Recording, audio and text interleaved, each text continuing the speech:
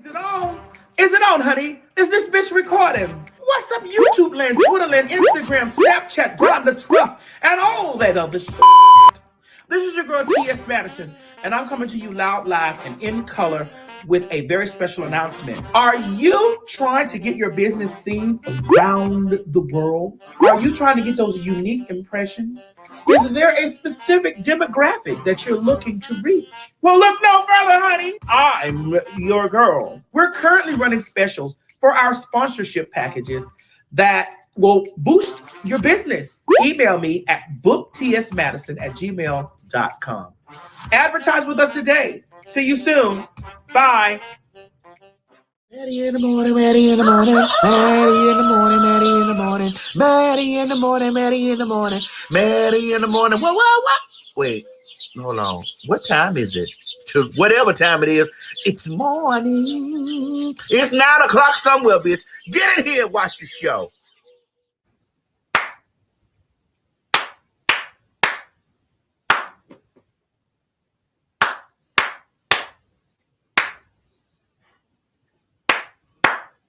It's morning, and we slept with trade today. You know what happened, and now he can't turn back the hands of time. Yes, we've stolen those moments, and we forgot to face one simple fact. We both belong to someone else, and we slept the night away as we lay. Good morning, everybody. We ain't laying down no more, child. We up. We up, everybody. God damn it, we up, honey. We up.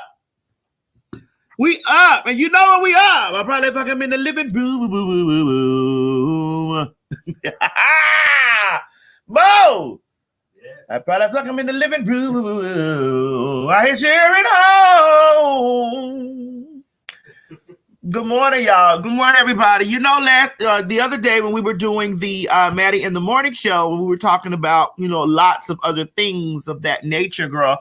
And I said that it's imperative that we get into finishing up our conversation. I do my Fridays to be Freaky Fridays and stuff like that. But I was like, well, girl, we need to finish up this conversation because a woman came on. She had came on my live during the live stream, honey, and she had told me that the Father, the Son, and the Holy Ghost, all three of them niggas, okay, because they was black. Okay, the Father, the Son, and the Holy Ghost is dark skinned. Hair like wool, skin like brass. But that ain't what hey, I ain't said that. The good book said what y'all say. But we was talking about what was the reason the divide is going on between the African AFRICUN African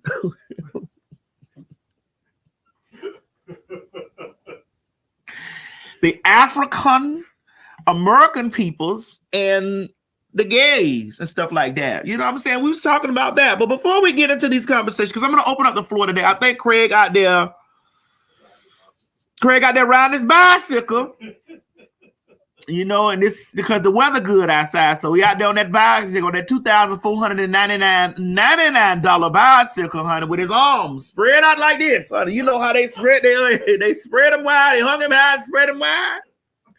He out there on that goddamn bicycle, round that goddamn bicycle, up and down that damn Piedmont Park area where the flag is painted red, gold, and green. Red, gold, and green, god damn it. And so I don't think he's gonna be joining us this morning. So it's gonna be just me and you this morning, y'all. It's just me and you. Just me and you. Hallelujah. But before we start, let us go to our sponsor. Mo, let us know who sponsored the show yet again this morning. Again. Ladies and gentlemen, our show is sponsored yet again by Goalie. Introducing the world's first apple cider vinegar gummy. Yum. Here at Gully, it is our mission to deliver all the age-old traditional benefits of apple cider vinegar, packed in a great tasting gummy, making it a daily health essential. Our gummy is made here in California in an FDA-registered, CGMP certified, and all allergen-free facility with vegan. Craig, you hear that? Vegan, gelatin-free, gluten-free, and the highest quality of organic ingredients. The directions for these goalies is to take 2 to 3 gummies daily for your daily dose of apple cider vinegar. And now what people don't understand that the Goalie Company is a proud supporter of the Vitamin Angels. With your purchase, you will provide a child in need with a 6-month dose of vitamins. Every purchase you make provides a 1-for-1 vitamin grant through their partnership with Vitamin Angels. Visit them at www.goli.com. Once again, that's www.goli.com. That's GOLI.com. And use my code TS Madison Hinton. That's TS Madison Hinton. Mo, I'm gonna need you to type that down there in the comment section to use my code TS Madison Hinton and get you some of these Goalie gummies. I'm about to take one. Let me take my gum out. Oh, it comes out so rapid. Oh, my God. Oh. I'm sorry, y'all. Mo, you know there's a box by the door on the way down here to the basement. Yeah, there's a box, the on the way down to the basement. See, people like to talk about the basement, but they forget what sits over the basement, honey. The grandness that sits over this basement, bitch. They just talk about the basement, honey, but they don't understand the grandness that sits on top of the motherfucker, honey. The blessings that the Lord had gave unto me and still given unto me to this day, while the girls be chomping down, or they be chomping down, honey, talking too much, bitch, but yet they forget. How about we do a tour of their home to see what their home sits on or in? Talking about my basement, bitch. Have you seen what sits on top of this motherfucker? Girl. Thanks, Goalie. No, there's another box that was sitting next to it, but you can let me see that one because I may go through this stuff today. Oh, Mo, you're so helpful like a man. Dear God. Helpful like a man, Mo. I try. Ow! You're going to make a good woman happy one of these good days. I don't know if it's going to be on a Friday, but it's going to be one of these good days. Oh. Yes. Always have a conversation talking about the basement, honey, bitch. But what they sitting on, girl? I promise I won't, Sharon. Sharon, you know what? Sharon, I love you. Thank you for telling me that. I'm not gonna let it. Yes, that's what I need to see. Shaped like a bitch nostrils. While we going through this, what we going through this morning. A bitch nostrils. This binocular shaped face ass.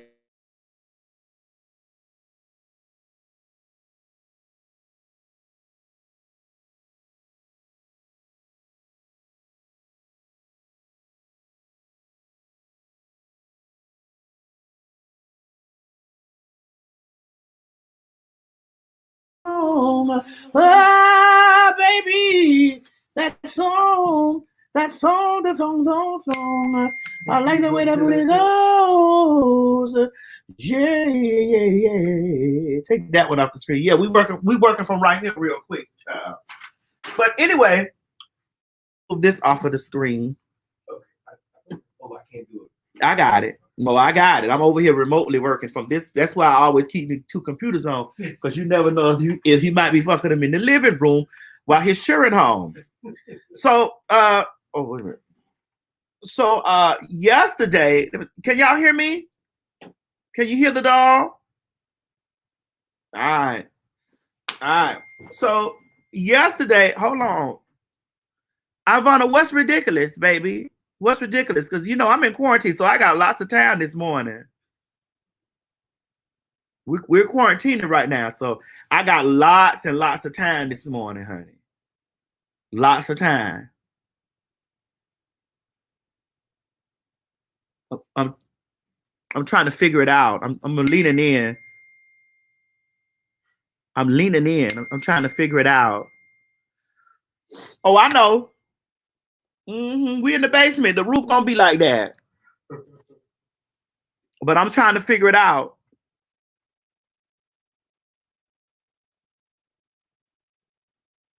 Okay, I'm gonna be good, Marty Bonnets. I see you on Periscope. I'm gonna be good. The discount. I'm not sure, Riri, how much the discount is. I'm not sure. I'm not sure how much the discount is. But use my discount. You're definitely gonna get some. I think it's 10% off. You get 10% off the goalies. This is what they look like right here. Goalie apple cider vinegar gummies. And I'm about to consume one in just one moment. Give me a moment. I'm about to consume one right quick. Oh. Matter of fact, I'm going to consume two.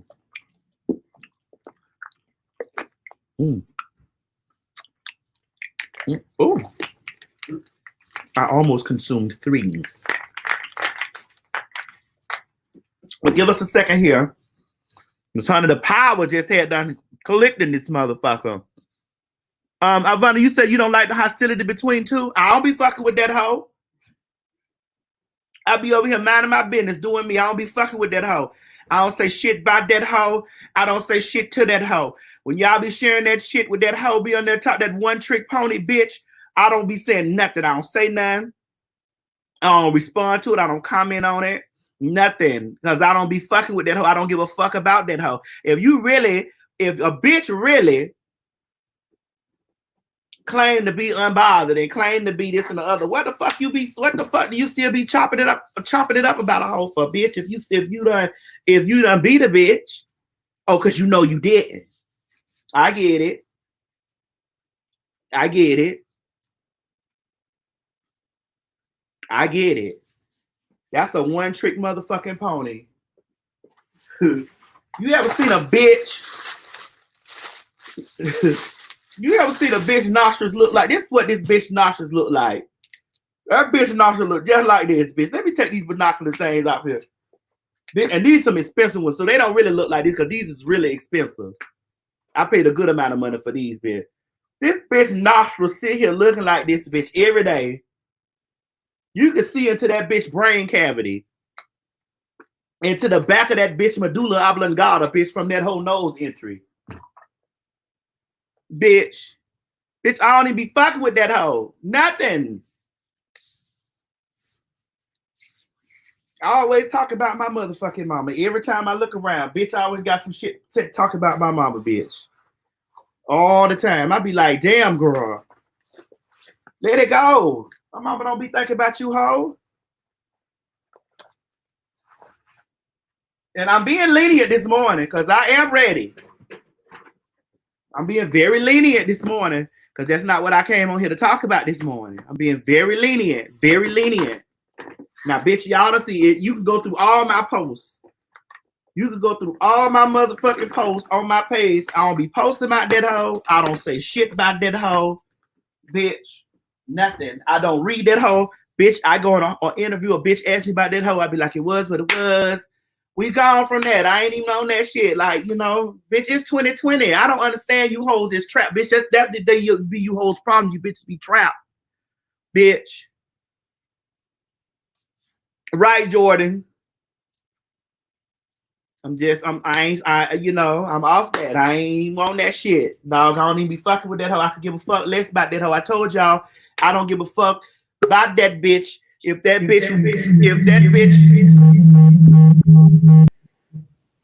bitch ran off the fucking side of the road, bitch, I wouldn't give a fuck. Cause don't ask me, don't text me about it. I don't give a damn. Bitch, let me be. Shit. Ain't you the bitch? Ain't everybody watching you? Don't you the one got all the talent? Ain't you the what you worried about the less talented one for? Bitch. And I'm not reading because I want to. I really, really want to motherfucking go. But I'm like, girl, chill, Maddie, because that's not what you gotta do. That's not what your fan base is requiring or asking for you to do. Like, just chill. You know what I'm saying? Like, just go on now. So, ho, go on. Go on, ho. You're a one-trick pony, bitch. One trick. One.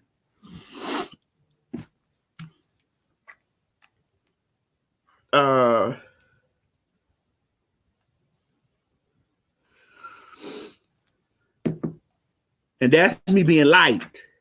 Because, bitch, the eulogy that I got prepared, bitch. But I'm just like, girl. Girl, gone.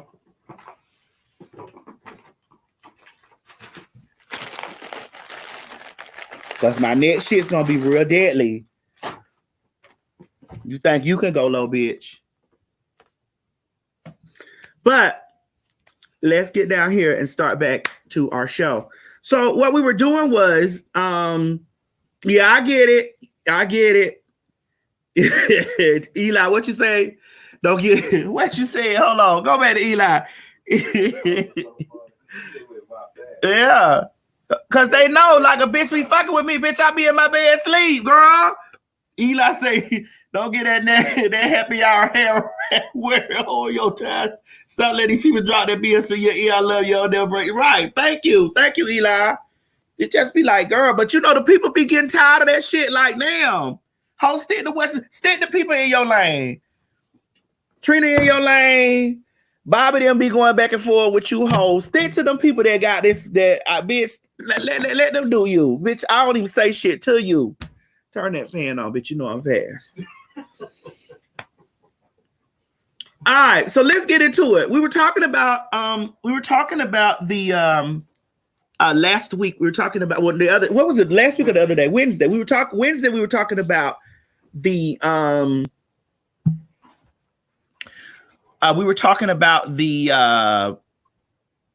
Sodom and Gomorrah, because somebody came on and they started talking. They was like, well, what does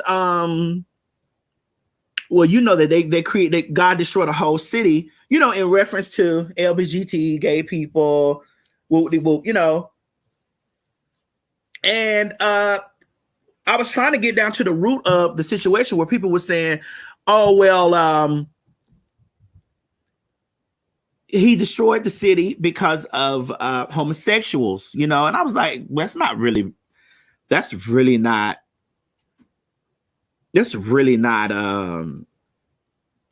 what he destroyed the city for. You know, everybody sits around and they always saying, like, you know, that's what it is, because, you know, that's the biggest excuse, like, because they want to say, well, God hates all the gays, he hates the FAGs, he hates this and the other, and because he hates it, I hate it, and I don't want to really have nothing to do with it. And I get it, because if you really sit back and you ask somebody, what is the reasoning behind, you know, your disdain or your distaste for LGBT people? You know what I'm saying? Like, what is it? Like, what is it? And it's like, well, you know, God destroyed Sodom and Gomorrah. So my mom gave me a reference. She said it was Ezekiel 16:8. Am I correct?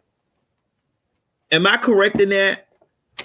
Ezekiel 16:8. You know, I had to pull out the book. I had to pull out the good book this morning. I had to pull out the good book, the African American good book. So y'all know I don't really be deep down into, so I got to find out what Ezekiel started in 356. Yeah, 356. So let me go down here to 356. I need to do this with y'all this morning. And I want my Bible folks to come through this morning. And you said Ephesians? Hold on. Is it Ezekiel, mama, or is it Ephesians? I don't know. Don't start me the line. Mo, what is it? They taught you this in Africa. I was just about to say, CJ said it's Ezekiel 16:8. 16:8? Yeah. All right.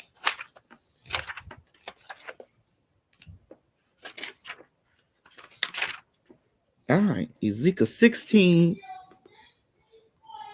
Oh, 1648. 1648? Oh, 1648. Ah, it is. Here we go. Let's read it. As I live, saith the Lord God, Sodom, thy sister, hath not done, she nor her daughters, as thou hast done. And thou, what is it? You said Ezekiel 40 now. Girl, is it 40 or 48? Everybody's saying 48. Is it 40 or 48? Because I see what they talking about Sodom right here in 48. Okay, behold, this was the iniquity of thy sister Sodom. Pride,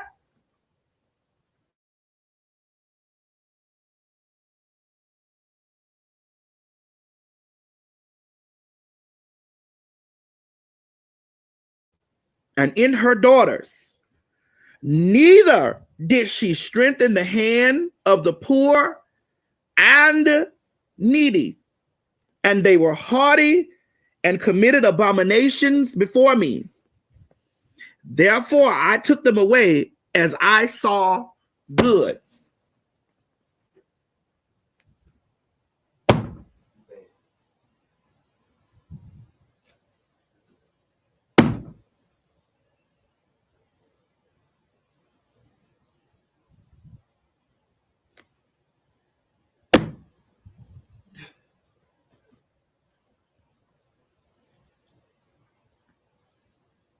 Somebody said, could you repeat the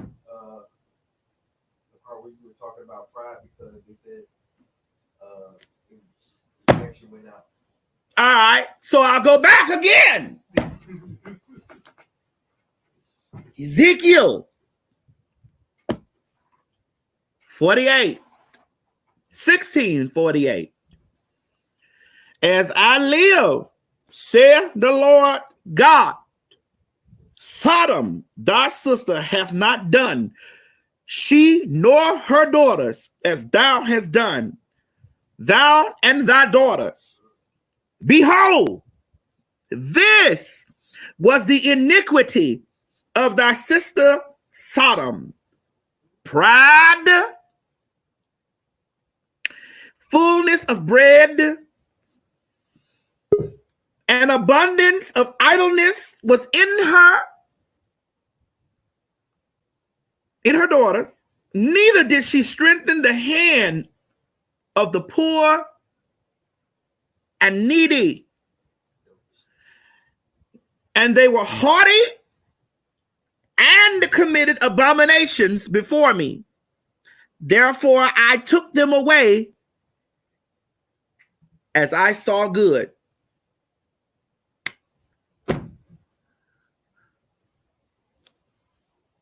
So I want to know where the two faggots come from, the 3-4 faggots that y'all loves. Y'all loves to go. This is the thing right here. Y'all loves to go right here and say that he killed the peoples in Sodom and Gomorrah because there was homosexuality and carrying on. Now let's break down. Let's just break this down too, because I wanted to talk to you motherfucking hoes about this too right here.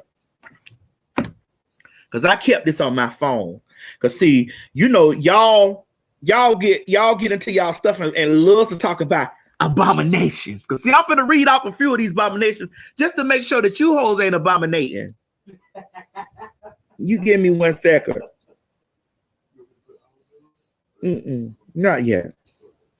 I say this on my phone because I have to go back over to see about these abominations, honey. Lord, I hope that I saved it on my phone, because child, I'll be going through these damn. Sure is. We're doing it this morning, baby. The following is a list of things that the Bible considers an abomination. So I don't want you bitches to pick and choose. I don't want y'all to pick and choose about when you talk about the Bible, according to the same book that y'all be over there terrorizing the queens by, right? Y'all terrorizing the queens, okay? Unclean things, Leviticus 7 and 21. Custom of pagans, Leviticus 18 and 30. Sins of men, Psalms 14:1, 53 and 1. Cheating is an abomination. Cheating on your husband, cheating on your taxes, cheating on anything, on your school tests, cheating. It's an abomination. Lost souls, a forward man, a proud look. You know how y'all bitches like to look down on the hole? You know how y'all like to look down, y'all know? You committed an abomination. Bashata, Darabosha, Duty Arabosi. A lying tongue. Let's dig deep down into it. A lying tongue. You bitches is abominating.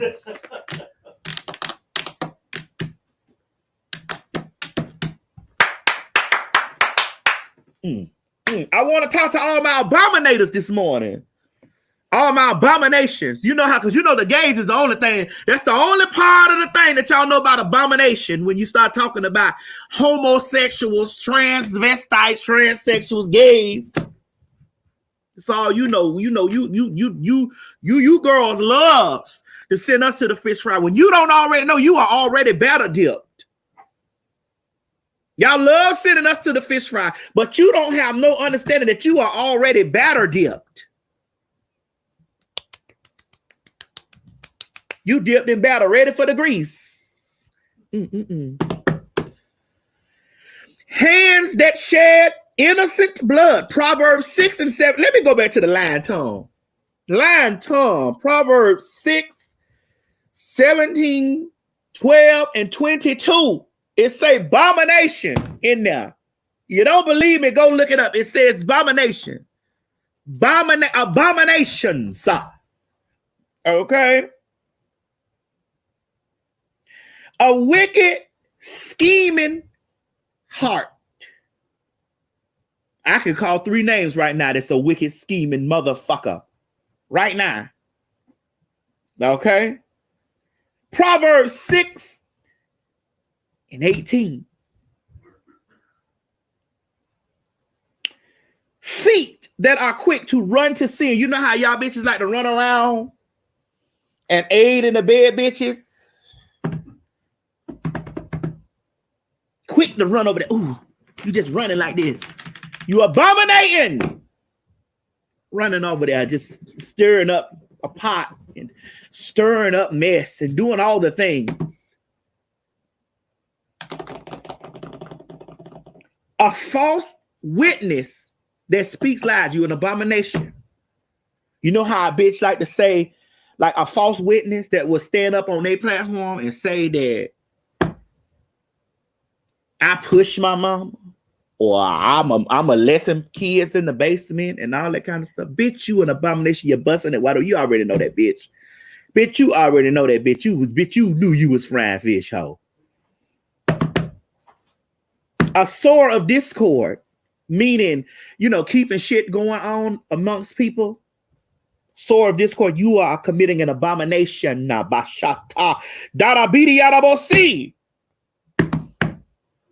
Proverbs 6 and 19. Get you a piece. Get you a piece. A false balance or scale.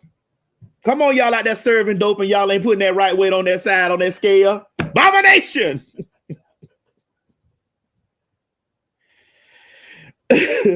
Proverbs 11:1. A false balance, the way of the wicked, the thoughts of the wicked, the proud of heart, justifying the wicked, justifying. You know how how y'all like to justify the wicked? Like when I be in my shit chilling and then I don't be clapping back at a hoe and y'all be over there. When I do clap back, now y'all feel sorry for a hoe. You commit an abomination. condemning the just,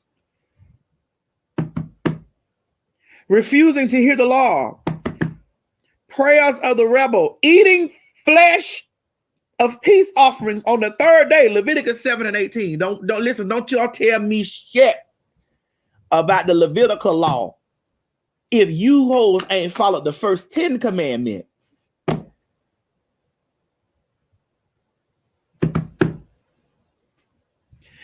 Taking ornaments from idols when being destroyed. Any adulterous practices, worshiping idols, Instagram, Facebook, Twitter, that's some idol shit. Those are idols. Worship. You an abomination. Deuteronomy 12, 31, 13 to 14, 17 to 4, 18 to 9, 20, 18, 29, 17. All of these words is going to say abomination in there, okay? It's going to say abomination. So when you be sitting up there talking about the phase and the gays, don't forget you abomination too, bitch. Any traffic with demons. You know how that hoe be over there conjuring up on them sticks and motherfucking rocks that bitch keep up under that damn wooden shack? Abomination. Wearing clothes of the opposite sex. I already knew about me. I'm just letting you know about you. Bringing the hire of a harlot or sodomite into God's house. You know how you try to turn those whores into housewives and bringing them to church? Or you know how you niggas like to show up to y'all dead wife's funeral with your new girlfriend, bringing that whore and harlot in there?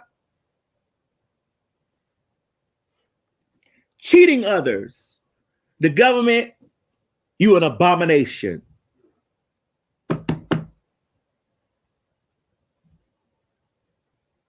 Eating unclean things. Shrimp. What'd you say, Mo? You like shrimp? Okay, you abominating. Crab, crawfish.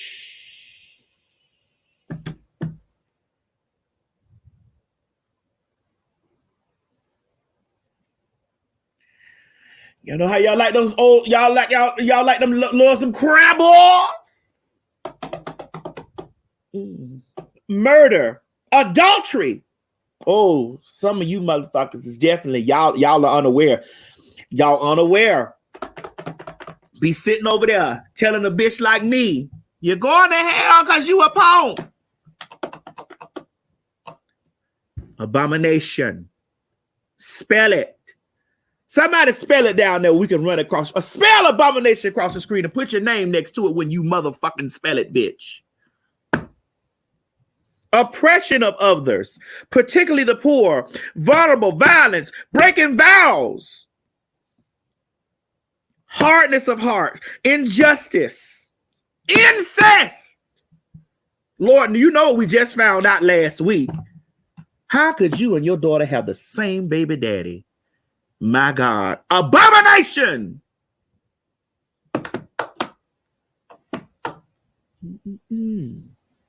It's there. It's all there. I'm going to post this.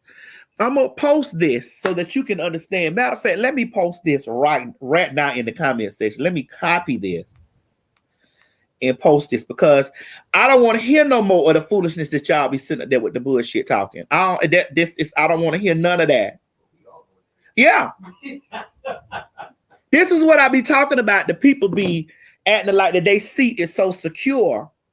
You know, they got a secure seat in the place to meet, a secure seat, and they be feeling like that they could sit down there where they stay and talk about somebody.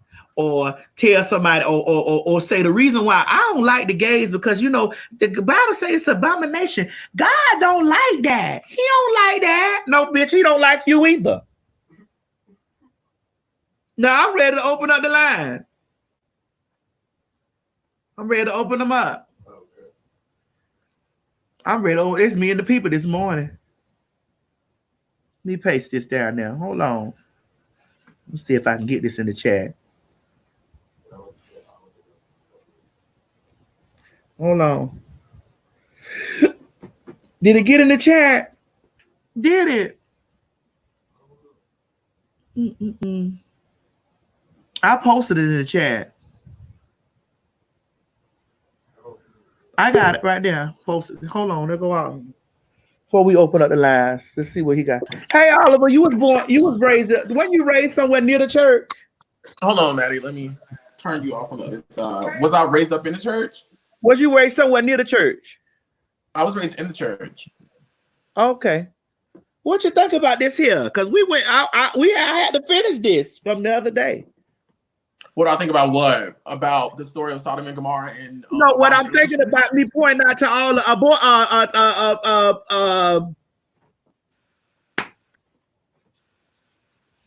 abominators.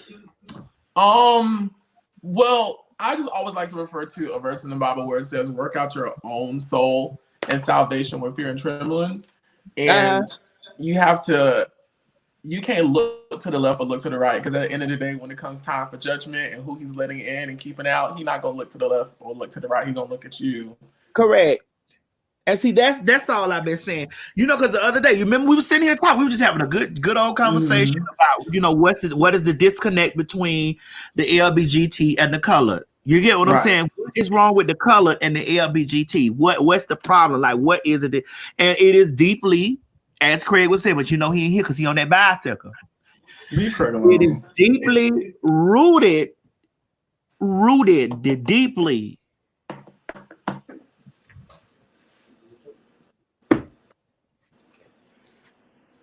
Rooted in the Bible, yes. It is rooted in the Bible. Well, but because that's what we were taught. That's what we were given as slaves. We all know this. That's what we were given as slaves. That's what the white man taught us. That's what they used to control us. And that same ideology has still passed on down into our culture to this very day. Well, I'm about to open up the line because I know there's some people out there that want to talk about it. So let's talk about it. Is this an abomination? I don't think so. Oh, well, who knows?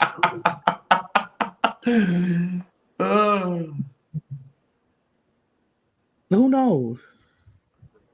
You got it. Set it down and let them come on in. I think it's so important to see what Jesus Christ did when he came down from heaven and was amongst the people and was teaching. He didn't teach laws. He didn't teach those types of things. He taught about how to treat one another, how to love one another, how to have a closer relationship with him, how to connect to God, how to work your own self out. And I think, to me, that is what is important, because my understanding of God and my understanding of the word isn't your understanding of the word. Our understandings may not be Mo's understanding of it. His interpretation of God may not be the same. Who am I? Who are you? Who is anybody? Excuse me for my improper words, but who is anybody to say this is what it is and this is what it is and this is what it is not? You have to work out your own soul and salvation. You have to. All right, Oliver, don't you go anywhere. I'm talking to folks one at a time because I don't want everybody talking. And you guys, you got about a minute or so, and then I got to move on to the next person. We're gonna start from the bottom row. Hold on, Oliver. Okay, baby, don't move. We're going to start from the bottom here, which is Tisha Boo. Hey, Maddie, how are you? Hey, Tisha Boo, how you doing? You got a whole minute. You got a whole minute. I just want to say, so I'm a straight woman and I love you. Like, live your life and live in your truth. I let my baby watch you. Like, it's not, they took this shit, it's just too deep. And right. I guess maybe the witnesses were right. It's only 144,000 of us going up to the Lord. I mean, if that's the case, because I lied on my taxes and listen, shit, I got me a nice refund. I don't care. Here's the thing. I've always questioned, what does the 144,000 mean? Like, out of all the millions and billions of people on Earth, what does the 144,000 mean? Like, because it like when you read that and you say, damn, so only 144,000 real niggas going to heaven. What happened? This real nigga can't go. Like, I'm not gonna be able to make it. I'm not gonna be able to make it.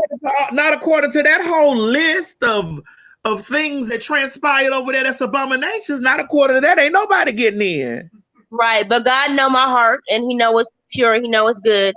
But shit, cheating, I cheated my taxes. I cheated the government. They've been cheating me for years and shit. I claim exempted. Oh well. They'll catch me in 7 years. Oh well. Yeah. You have a good one, Maddie. I'm gonna keep on watching. I know you booked and busy, but I just want to say I love you and I support you 100%. Thank you for All putting right, that in. you have a good one, boo. You too. Okay. Let's go to Audra. Hi. Hey, how are you? How are you, my baby? How you doing this morning? Let's talk about it. Maddie, I'm going to hell.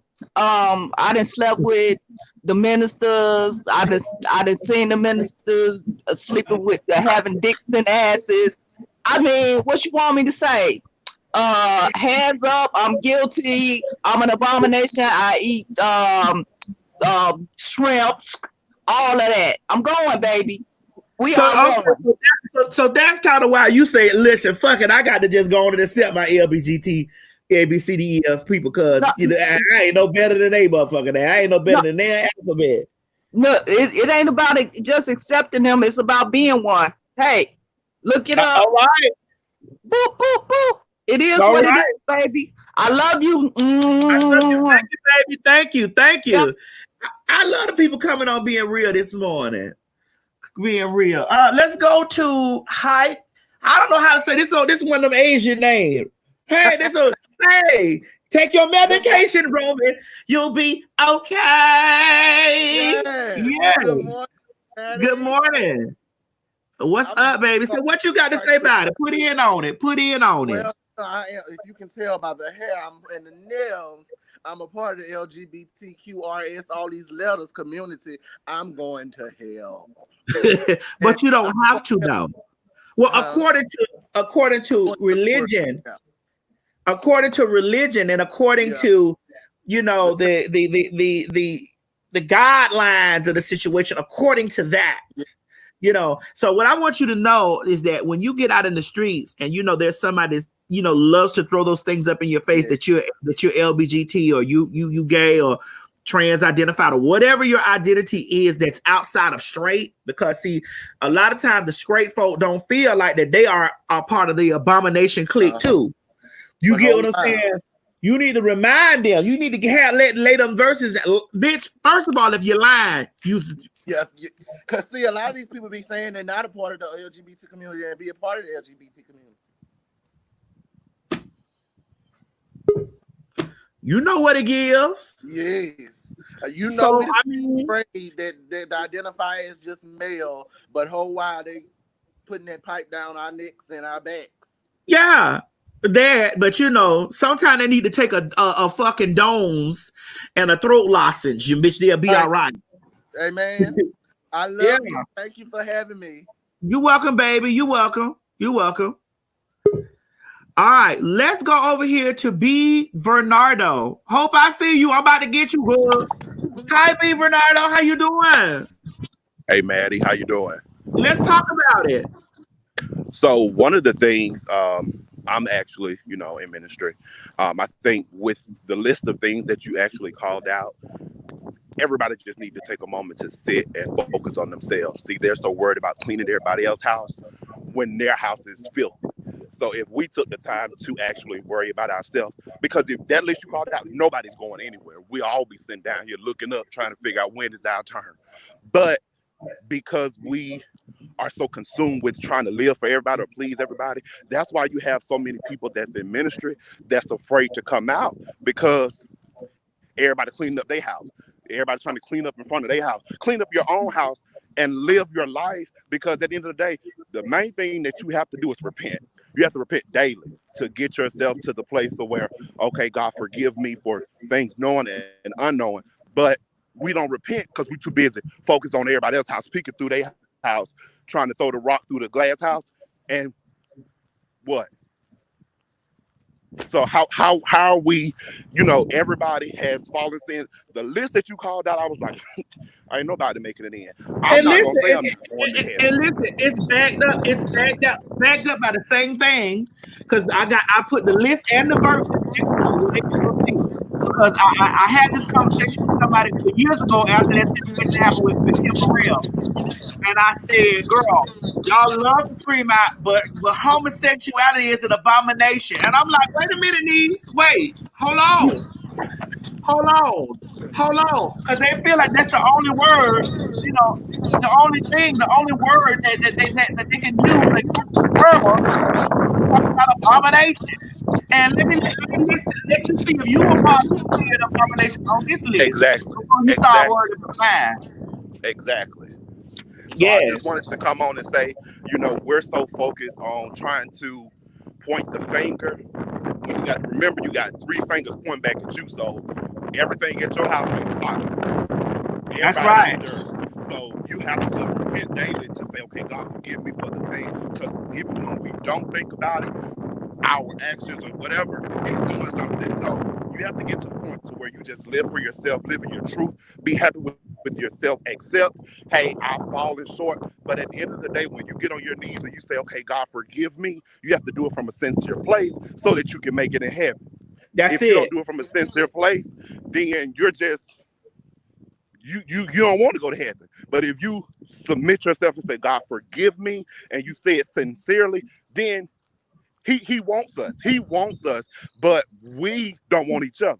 So that's why when it comes to, you know, just everything that's going on, we bashing everybody, you know, and I know when I was growing up in church, oh, you gay this. The preacher's always saying, you know, preaching about the homosexual lifestyle when, sir, because if we could get up and talk in the middle of the sermon, we'll shut a lot of churches down if they let us. So I just wanted to say that, you know, living your truth and daily just repent. All right. Thank you, baby. Thank you so much for coming on. Thank you. Yeah, I like that. That was good. All right. So let's get down here and let's go to the apostle. I want to hear from the apostle real quick. Hey, apostle. Blessings. How are you?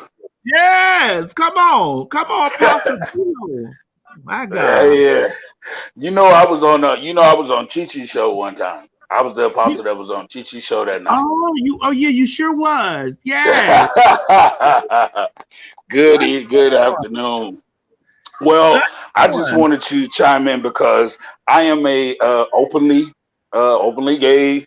I'm married, happily married to a beautiful man. I am an openly gay apostle. I see over churches.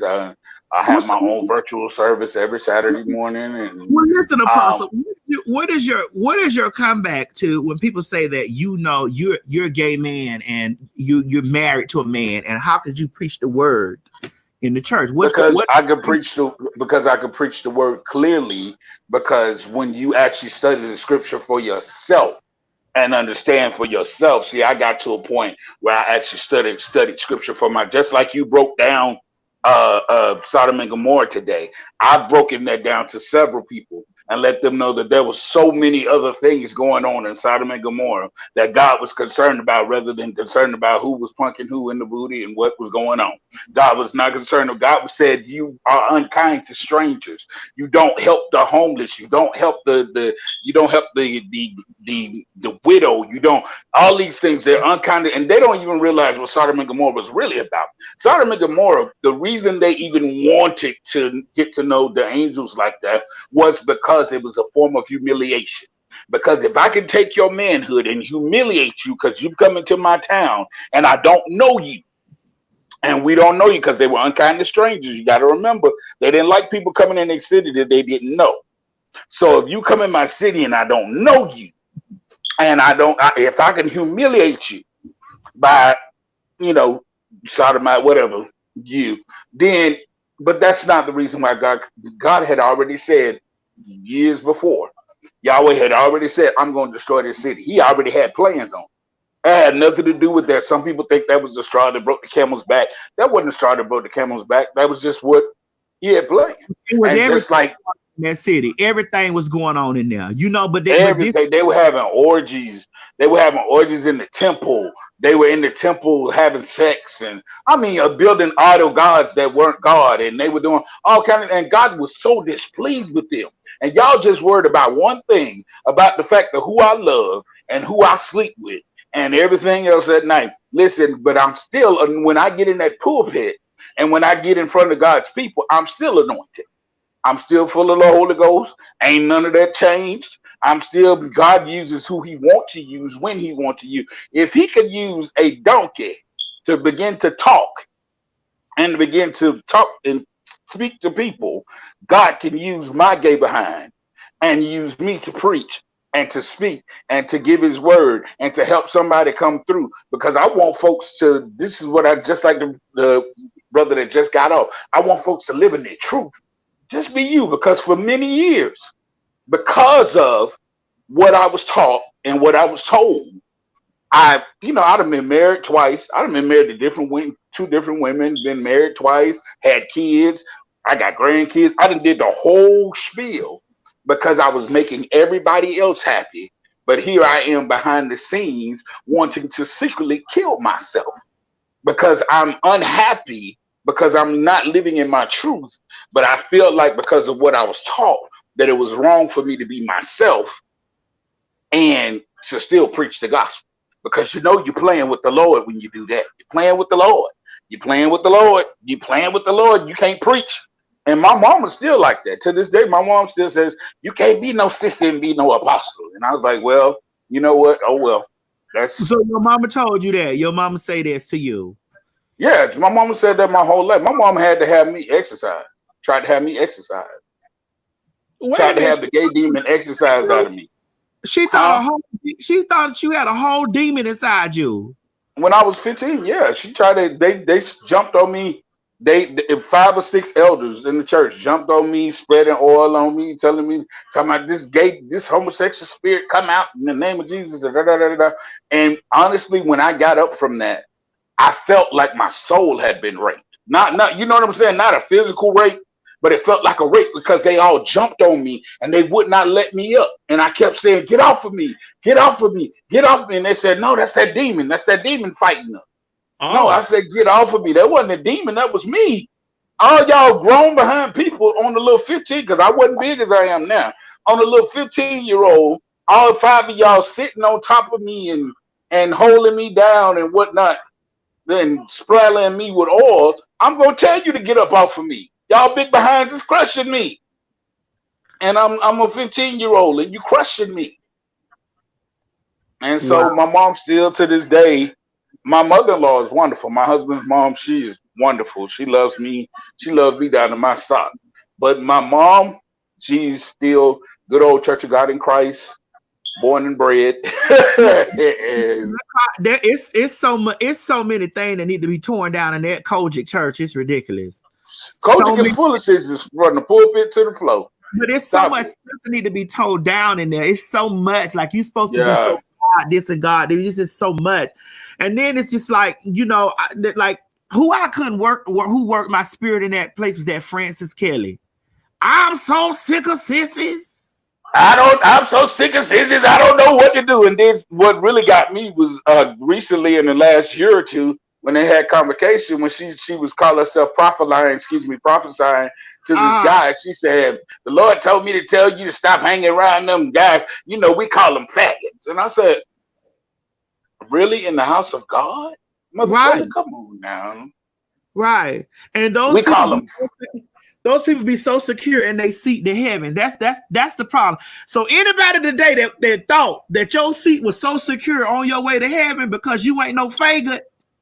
I couldn't interrupt your apple cart because I can't give you a gentle reminder when you start about sissies and queens and why you can't support because you hate what God hate.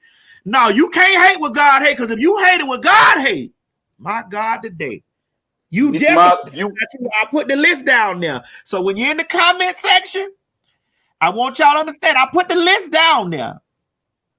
Because if you really hated what God hate, then you would hate injustice. If you really hated what God hated, then you would hate having orange orangutan in the White House right now. If you really hated what God hates, then you would hate what's going on in our country, not because somebody loves differently than you love, because I told you I didn't start living totally in my truth until I got in my late 30s, and now I'm in my late. I'm 39, about to be 40, and I just now started being happy. Haven't been happy in many years, and I just now. So when they was trying to exercise you and lay hands all over you and run that demon up out of you, that sex demon, when they were trying to run that up out of you, what had happened? Like you, I mean, did you feel the demon enter your body or leave at the same time? I don't believe it's a demon. I don't believe that, and I hate, and excuse me, I know people, I'm not going to be popular. I don't believe that being who you are is a sin. I really don't. I don't believe, because God made each and every one of us. And when Yahweh made us, he made us perfect and complete. So that means to me that God never made any mistakes. So when he made you, he never made one mistake. So you do think, kind of like I do, that the disconnect between the black, because I can listen, and this is no shade to any other race, any other color, any other place. I'm black, so I can speak from the black experience. I don't know any other experience outside of that. So does this is this the problem between the LGBTQ and all the other letters and alphabets that we got people and the heterosexual people coming together, the blacks, the black gays and the black straights? Is this the big disconnect? Would you say that this is the biggest disconnect that we have? Yes, and the biggest disconnect also, Madison, is they over sexualize. Because when the first thing that straight preachers and straight folks say is, ain't no man got no business laying down with no man, and ain't no woman got no business laying down with. Why are you going into my bedroom? I don't go into yours. My mind is not on your bedroom, because I sure don't want to know what's going on in yours. And so why do you sexualize? That's the problem. If they would stop sexualizing it, because all they think about when they see us is they see the sex. They see a man having sex with a man, a woman having sex with a woman. That's all they see. They don't see that, like when in my relationship, listen, I'm happily married, but let me tell you, my marriage is just like any other marriage. We fight, we fuss, we argue, we worry about finances, we worry about everything that any other marriage worries about. And we go through whatever other goes through. And that's how it is. It's a real myth. I want you to wait back here in the background. Don't go nowhere here. Let me get a couple people on here. You don't go nowhere, because I got me old apostle on here. Hold on. Let me get Hope. Hope, what's up, baby? Hey, how y'all doing? We good. We got to talk about this other situation that done transpired. We got another girl that they done took away from us, honey. Found a dismembered in Philly, in Philadelphia. In Philly, and then you have Raya also, Raya Milan. They both were killed on Tuesday. Raya was dismembered, and her body has possibly been decomposing for about a week, actually. And as far as Raya was concerned, she might have been dead for just about as long, but they've been misgendering her so that the family hasn't been able to identify either one of those ladies. So we're just finding out that this has happened on Tuesday, and they just released it yesterday, sometime around like 8 p.m., which is unusual. And a lot of what we're seeing now that's happening in Philly is that a lot of the deaths of trans women that happen in Philly go unsolved. They claim that they're going to do some sort of investigation, but they don't. Philly is one of the few cities where there is an actual police LGBT liaison, and that person needs to be fired because they're clearly not doing their job. None of the murders of the trans women in Philly have been solved. Most of the families don't come and claim the bodies, and there's also no funeral arrangements made. We still don't know what's happening to a lot of those bodies that turn up. They get a little bit of media coverage, and then afterwards, they just kind of disappear into the shadows. Hold on, Oliver don't take her off. Let me. Yeah, Oliver, you wanted to speak on this, right? Hi, Hope. You look so beautiful. Thank you. See, this is when I get so fucking highly upset when it comes to my community and how we treat trans women. And this is when I get upset when it comes to Black gay influencers who are concerned with the wrong fucking thing. We spend time want to argue with each other, want to compete with each other, want to do all these things when there are real issues going on in our very own community. And the same people that feel that way about trans women feel that way about me. Right. The same way they're doing all those things to my trans sisters and my trans brothers, they'll do that to me. They'll do that to you. They'll do that to your child. They'll do that to your brother. Well, it was very important that I tie all this in, with the topic at hand this morning, because I wanted to make sure that I pointed out the disconnect. Oh, baby, listen, hold on. I got to scoot this to the side, girl. Oh, ain't this good, Mo? My dear God in heaven.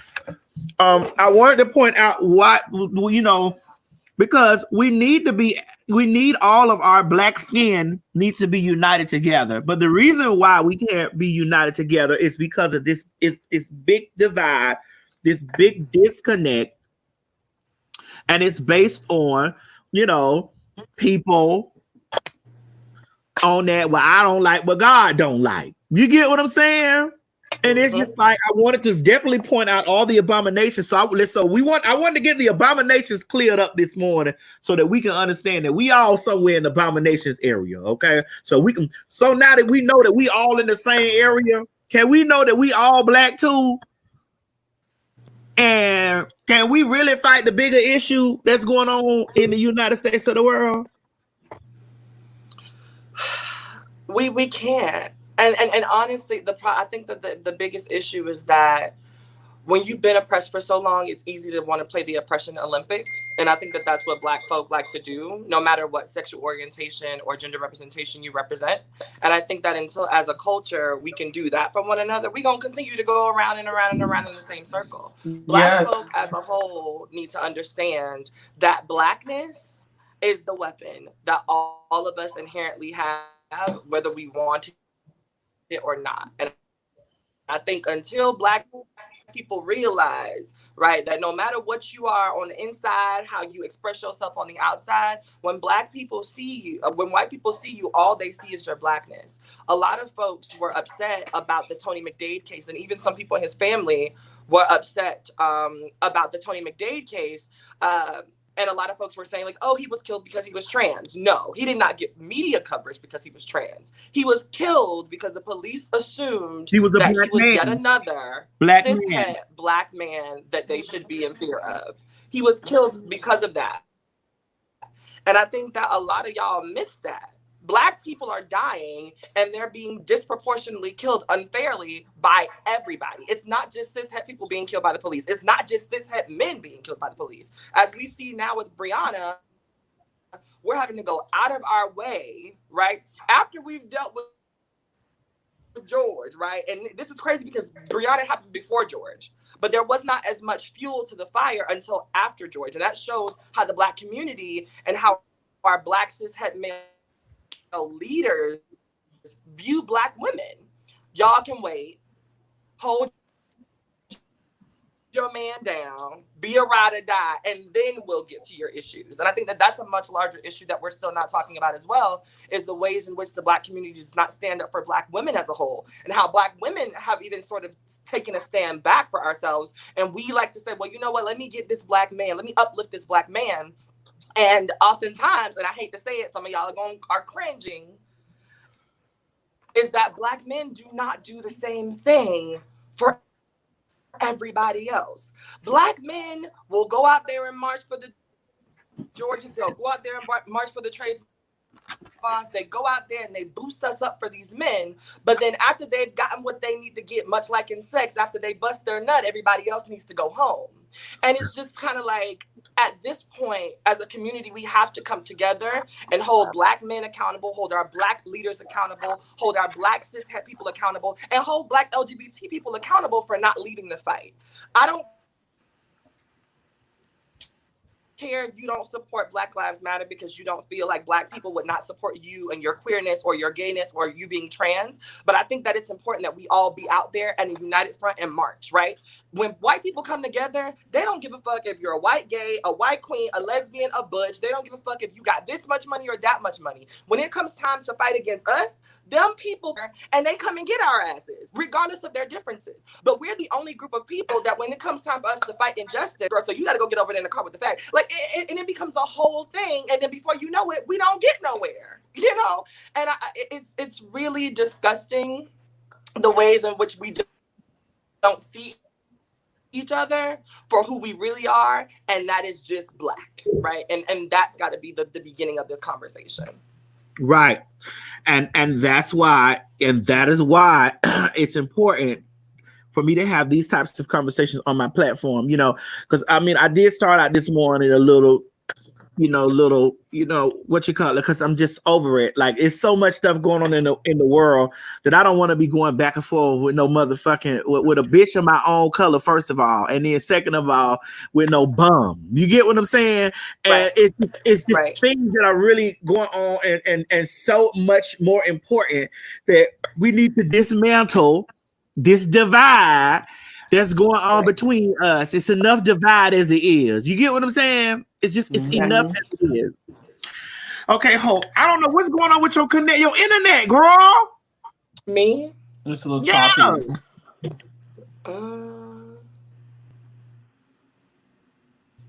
Okay, hopefully that will fix it. Okay, hold on, Hope. Don't you move. Let me get you either, Oliver. Let me get two folk on here really fast.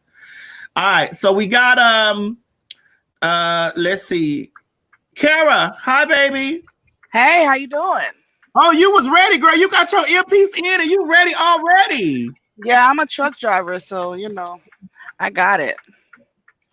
So tell us, just give us some input on what on the conversation this morning. I feel like people like to cast LGBT as the worst sin that you can ever possibly commit. You know what I'm saying? And I just look at them crazy because I'm like, what church did you go to where they taught you that a sin is a sin is a sin as a sin is a sin? It don't matter where it comes from. It don't matter which one you commit.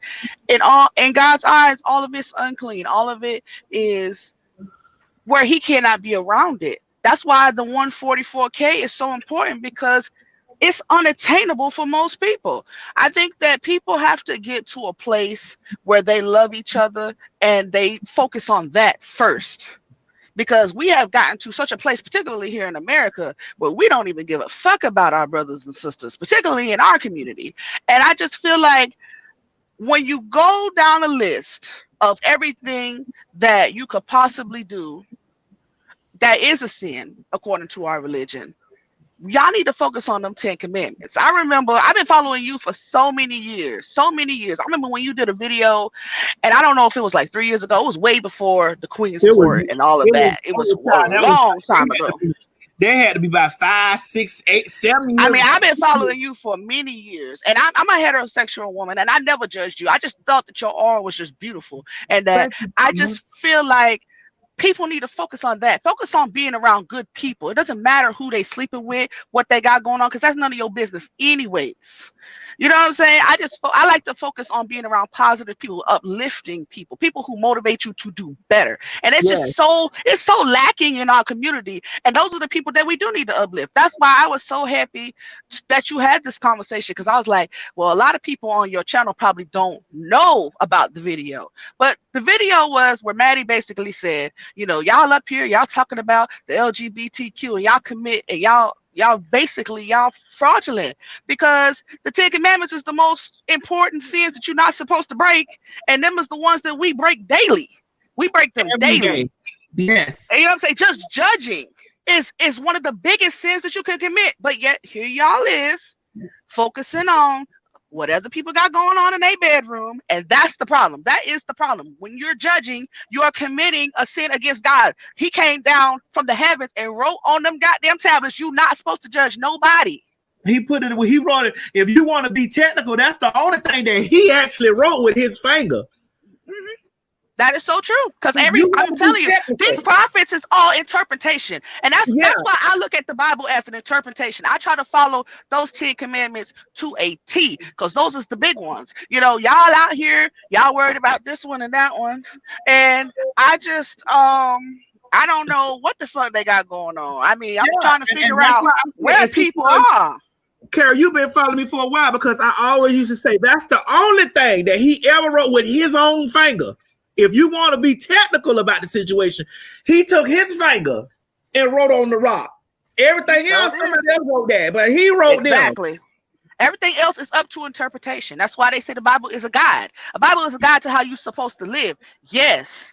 But we all gonna fall short. It's also put in the Bible. I mean, in a way, it is a contradiction. That's why so many people is walking away from religion, because it is a contradiction in its truest form.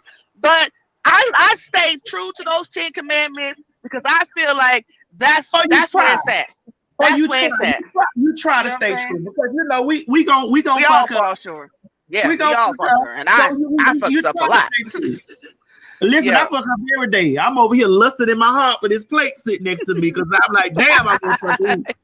You know, Yeah. but yeah. I mean, just to be honest, it is what it is, and I only see people don't like me bringing these stuff like tying it all together. Like I want the rights for my black people, and I want the rights for my trans because I'm both. I'm black. I'm trans. I'm black and trans at the same time. They run concurrent with each other. So I just want the same thing, and I don't want you telling me that you can't see it from me because you hate what God hate. And I'm like, no, shawty, you can't hate what God hate because you doing some shit that God don't that God hating right now.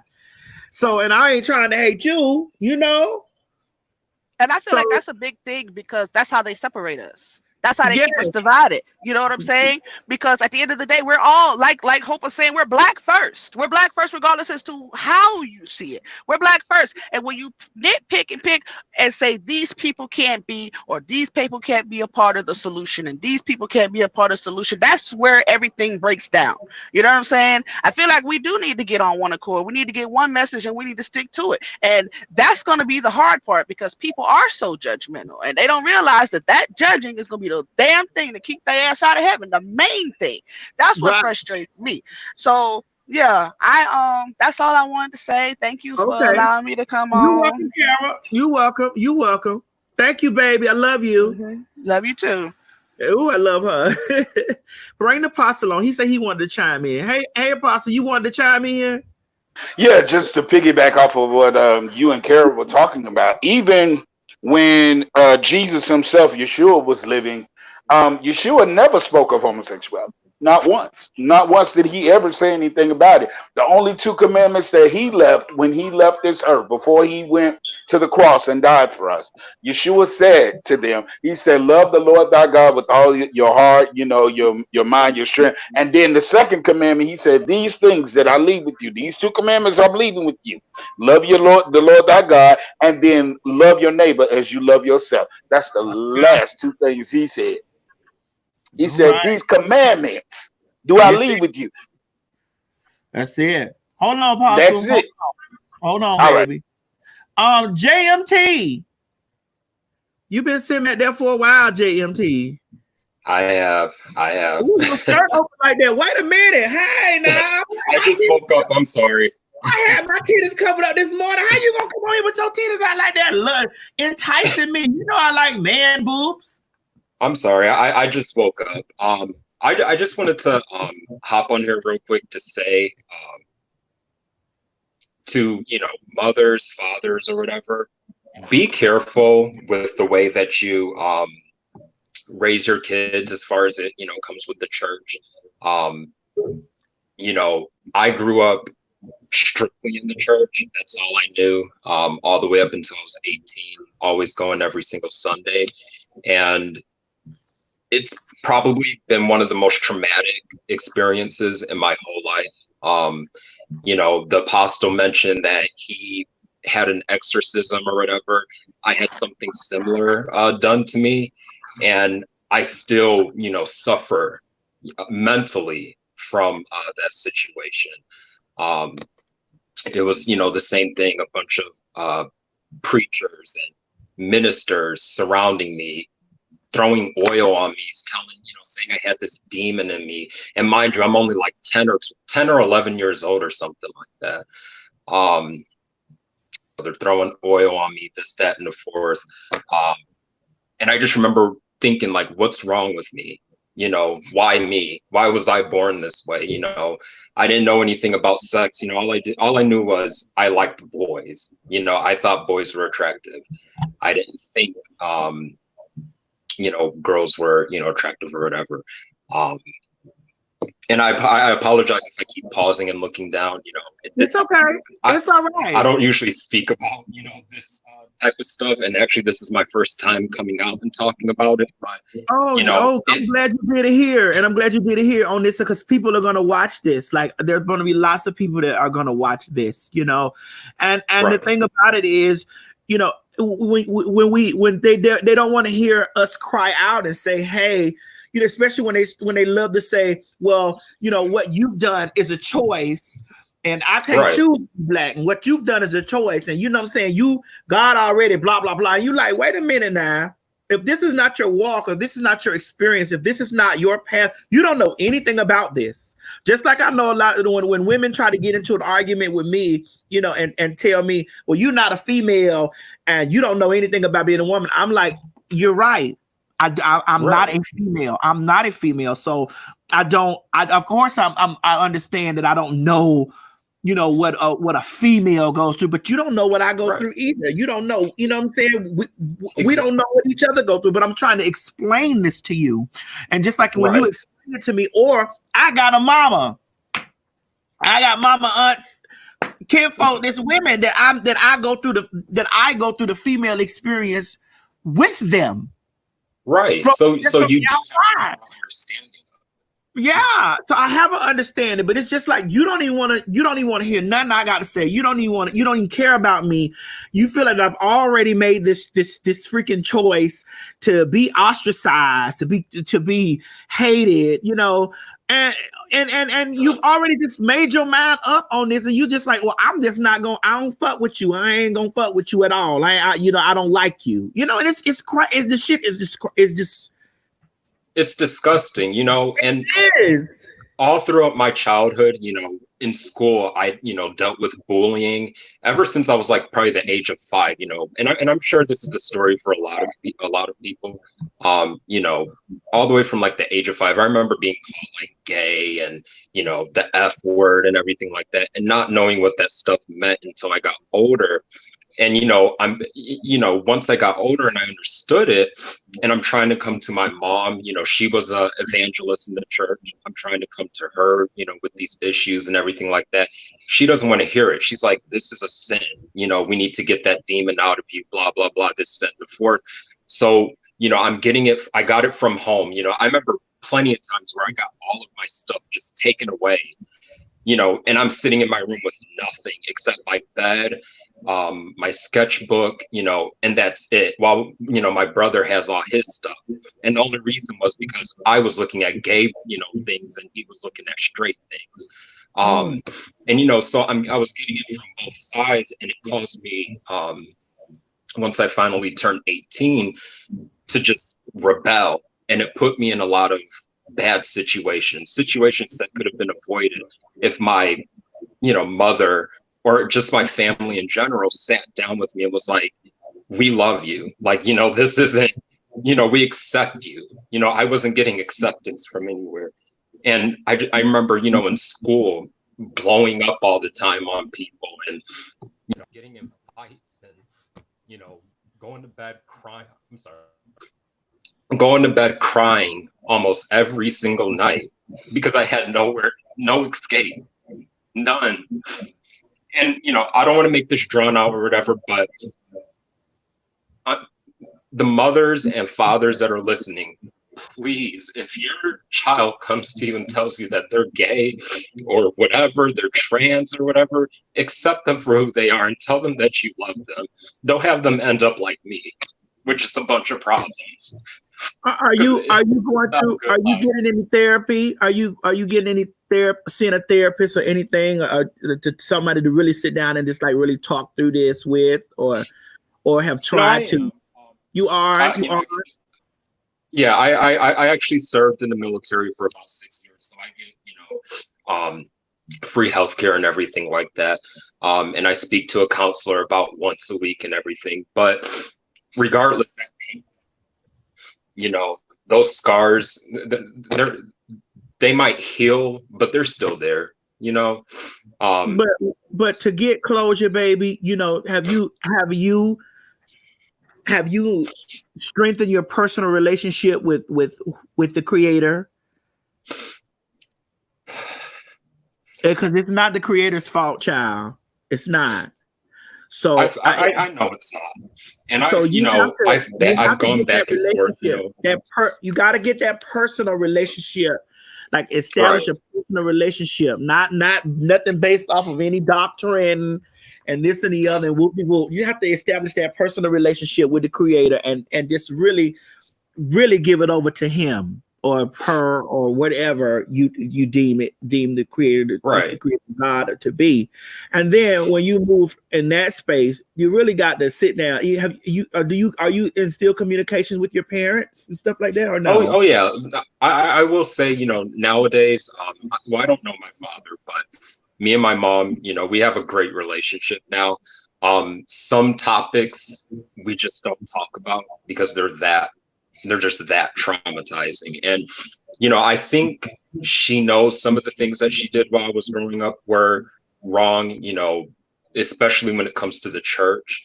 But it's still hard because we can't talk about it. If we do talk about it, it's going to open up another door. It's going to open up another can of worms.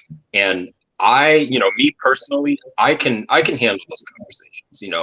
There might be a lot of crying and everything like that, but I don't think she's, able to just accept she messed up, So I don't think that's. So she hasn't apologized to you about any of the things or whatever.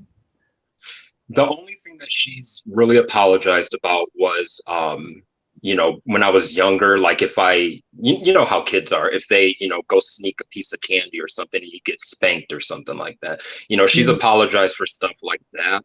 But as far as like kicking me out of the house, at 15 for looking at gay pornography, she hasn't apologized for that, walking around on the streets, in the dead of winter with nowhere to go,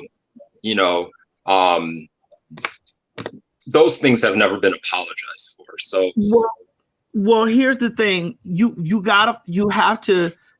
And I know it's very difficult to hear, but you gotta forgive her. You have to forgive her for that, because obviously this is something that was deeply rooted in her from down a tube. This was tube into her, and they tried to tube feed into you. She treated your brother better than you because he was straight and you were gay. You know what I'm saying? So this is something and this is why it's important for us to have these open forum conversations like this, because it gets people, because there are a lot of things that's going on in people's home that nobody knows about except the people in that home, and then when people are open up and exposed to stuff like this is what breaks that tube thinking. That this is what breaks that cycle of, well, I'm gonna raise my kids like this because this is my kids or this and other, and people need to see that they've caused trauma, and a lot of times people don't understand why their children are acting up in school. Why is the kid having emotional problems, or why he's showing out? Why, oh, God forgive me for this, but I'm just going to be 2000. Why he over there being violent and making these violent rap songs? And why is he turning out to be this way? Like, what is going on? It's because there's an internal struggle going on inside. Yeah. But to free yourself, you definitely got to forgive her for it, and you gotta forgive her because it was something that somebody taught her, that's taught her mama and daddy, that taught their mama and daddy. It goes all the way back. So you got to really forgive her and just move on, and also, strengthen your relationship with God, the Creator, whatever it is that you want to call it, and just get in a place where you could be like, God, you know what? It really wasn't their fault. It's not their fault that they dumb because they was taught by somebody else dumb. That was a dumb person that taught them. You know what I'm saying? So now I need to get in a space where I'm able to, and you should take to your platform, whatever platform that you have, whether it's Facebook, Twitter, Instagram, or whatever, and talk about it. Open it up. Here's for me, like when I got on YouTube, I started talking about and this is just ride with me here. I was doing my adult film stuff, and I got on YouTube and I just started talking about, how the shoot went or how this or whatever. This is how I got introduced because I needed a place to come talk about these things or whatever. And I didn't know that I would garner, all these people following my life and my life's journey and watching me transition from these places. So, and it was actually therapeutic for me, which helped me, strive to go forward outside of that because I felt like that there's something else that I can do. So you might be a voice or you might be a beacon for somebody. So don't keep that bottled in. Talk to your therapist, talk to God, forgive your mom and them, and go on your platform and talk about it because it'll help you and it could definitely help other people. Is anybody down there? Hold on, JMT. Is there anybody down there in the chat that want to say anything to JMT? Anybody want to say something to him? Just in the chat. I mean, not in the chat, but in the box down there. I saw a couple comments where people were saying, we're keeping you in your prayers and in our prayers and everything. Rachel, what you want to tell them? Hey JMT. Hello. I just wanted to say to you and maybe to everybody, like, it may be hard to believe, but like I do have a personal relationship with the Lord. Girl, and I'm the chief abominator, okay? Don't make me clap. I will clap my cheeks right now. But girl, I tell you, Jesus, it's like he has this bank account card, girl, and it's unlimited, girl. And girl, let me tell you, Father, Son, the Holy Spirit, baby. It's like Star Wars, girl. It's like you have the Force, girl. I hear you. And Oliver Twix made a point earlier. He said something about how the whites used to use the Bible to oppress, to enslave, right? I still believe to this day it's being used to keep people, especially the LGBTQIA plus community, away. But let me tell you, definitely. I rolled into that motherfucker, 3,000 of them, and my gay ass, girl. And for the past decade, I've been there. And let me tell you, I still don't agree with all of the things they're saying, but I'm making sure that I'm feeding my spirit, baby. Right, and your spirit. And I'm not saying we need to go to church, but we need to go to that church and dismantle it. Like Maddie was saying, dismantle. Like we need to dismantle all this false framework. I understand. Was traumatized too, so I know how you feel, girl. Like, trust me, I feel it in you. I'm so sorry. I didn't want to come on here. I actually didn't expect to cry. Actually, I just wanted to come on here and tell people, and it doesn't make things good. If you chastise your kids that way, this, that, and the fourth. I want people to avoid making that mistake. And I believe that there is something bigger out there than me. I don't know what it is. We are the next generation. You are the next generation. And I know that was traumatizing, but just like our early leaders, we need to put on our big boy pants, go to church, dismantle that motherfucker, and harness the power of the Holy Spirit. There is power in the name of Jesus, baby. Let me tell you.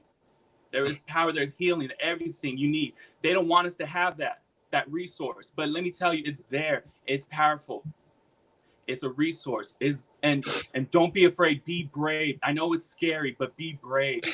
If you need somebody to talk to, I'm here. Look me up on Instagram, Rachel Lewinsky. That's right. I'll follow you after I get off here. Girl, I'm with the Holy Spirit right now. Look at her. Look.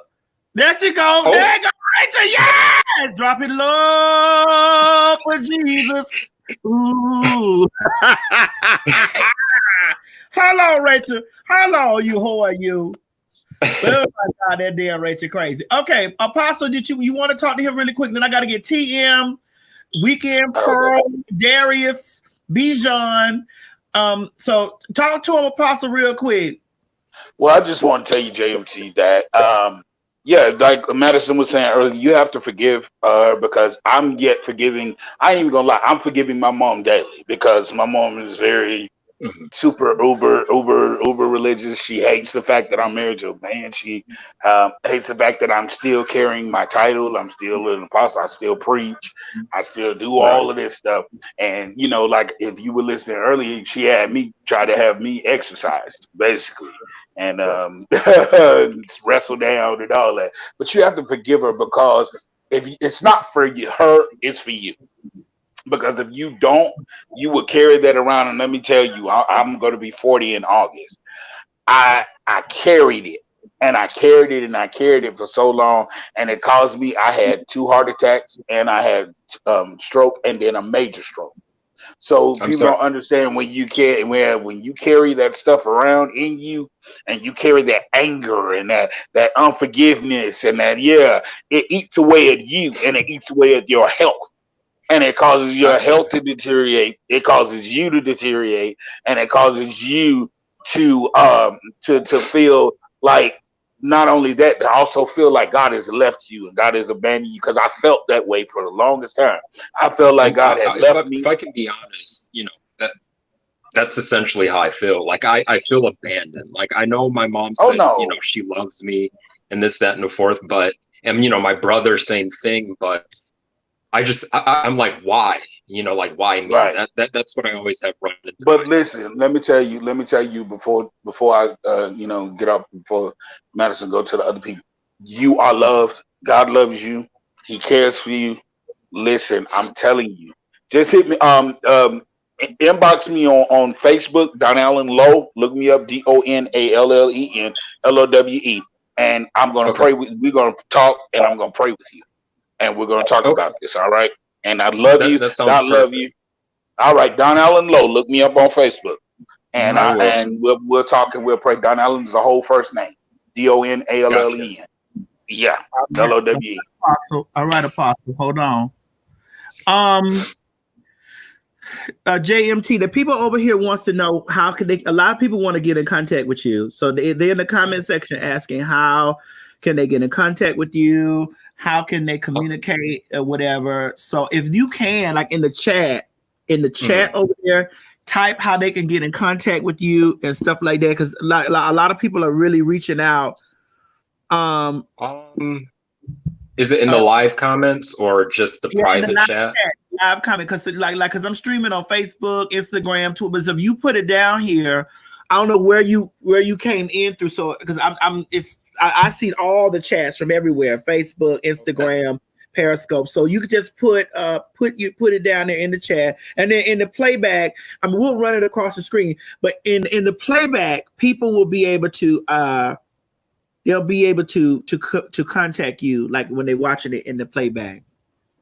Okay, once we get off this call, because I don't want to take up too much time and everything like that. I'll comment down on YouTube, and put my Twitter down there or whatever, and whoever wants to get in contact, can. Okay, yeah, and then inbox me, because we might need to have more in-depth conversations like this. I'm very open to having more in-depth conversations like this or whatever. Okay, I appreciate it. I really do. You come and sharing your story with strangers. Sometimes the best people to tell are strangers, because you leave it open. And I mean, tell like that you're hurting, not come and telling your business amongst friends and shit like that, but telling that you're hurting is the best people to tell. Sometimes it's strangers, so because we come in the door, we don't know nothing what's going on around. We just hearing you and want to pray for you and hoping that things get well for you. But please put your information in the chat so that we can reach out to you. Inbox me. I will. And I appreciate it. Oh, honey, thank you for coming on here. Thank you with that, because this is gonna be a conversation piece for people.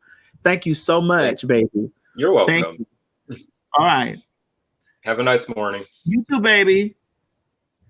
Yeah, that was I really felt him for that. Like that was he had to get that off.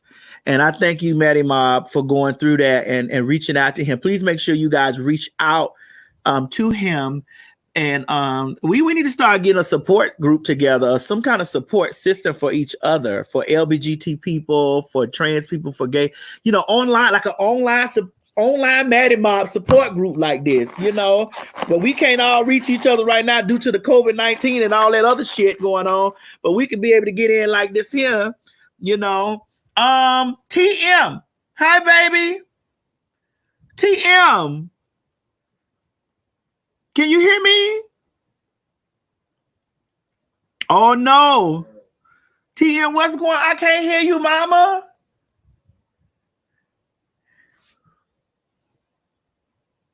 We can't hear you.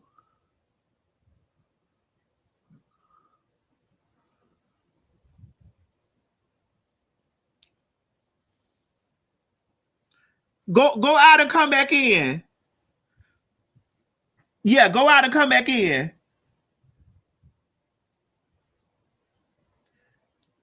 Yeah, because we couldn't hear her.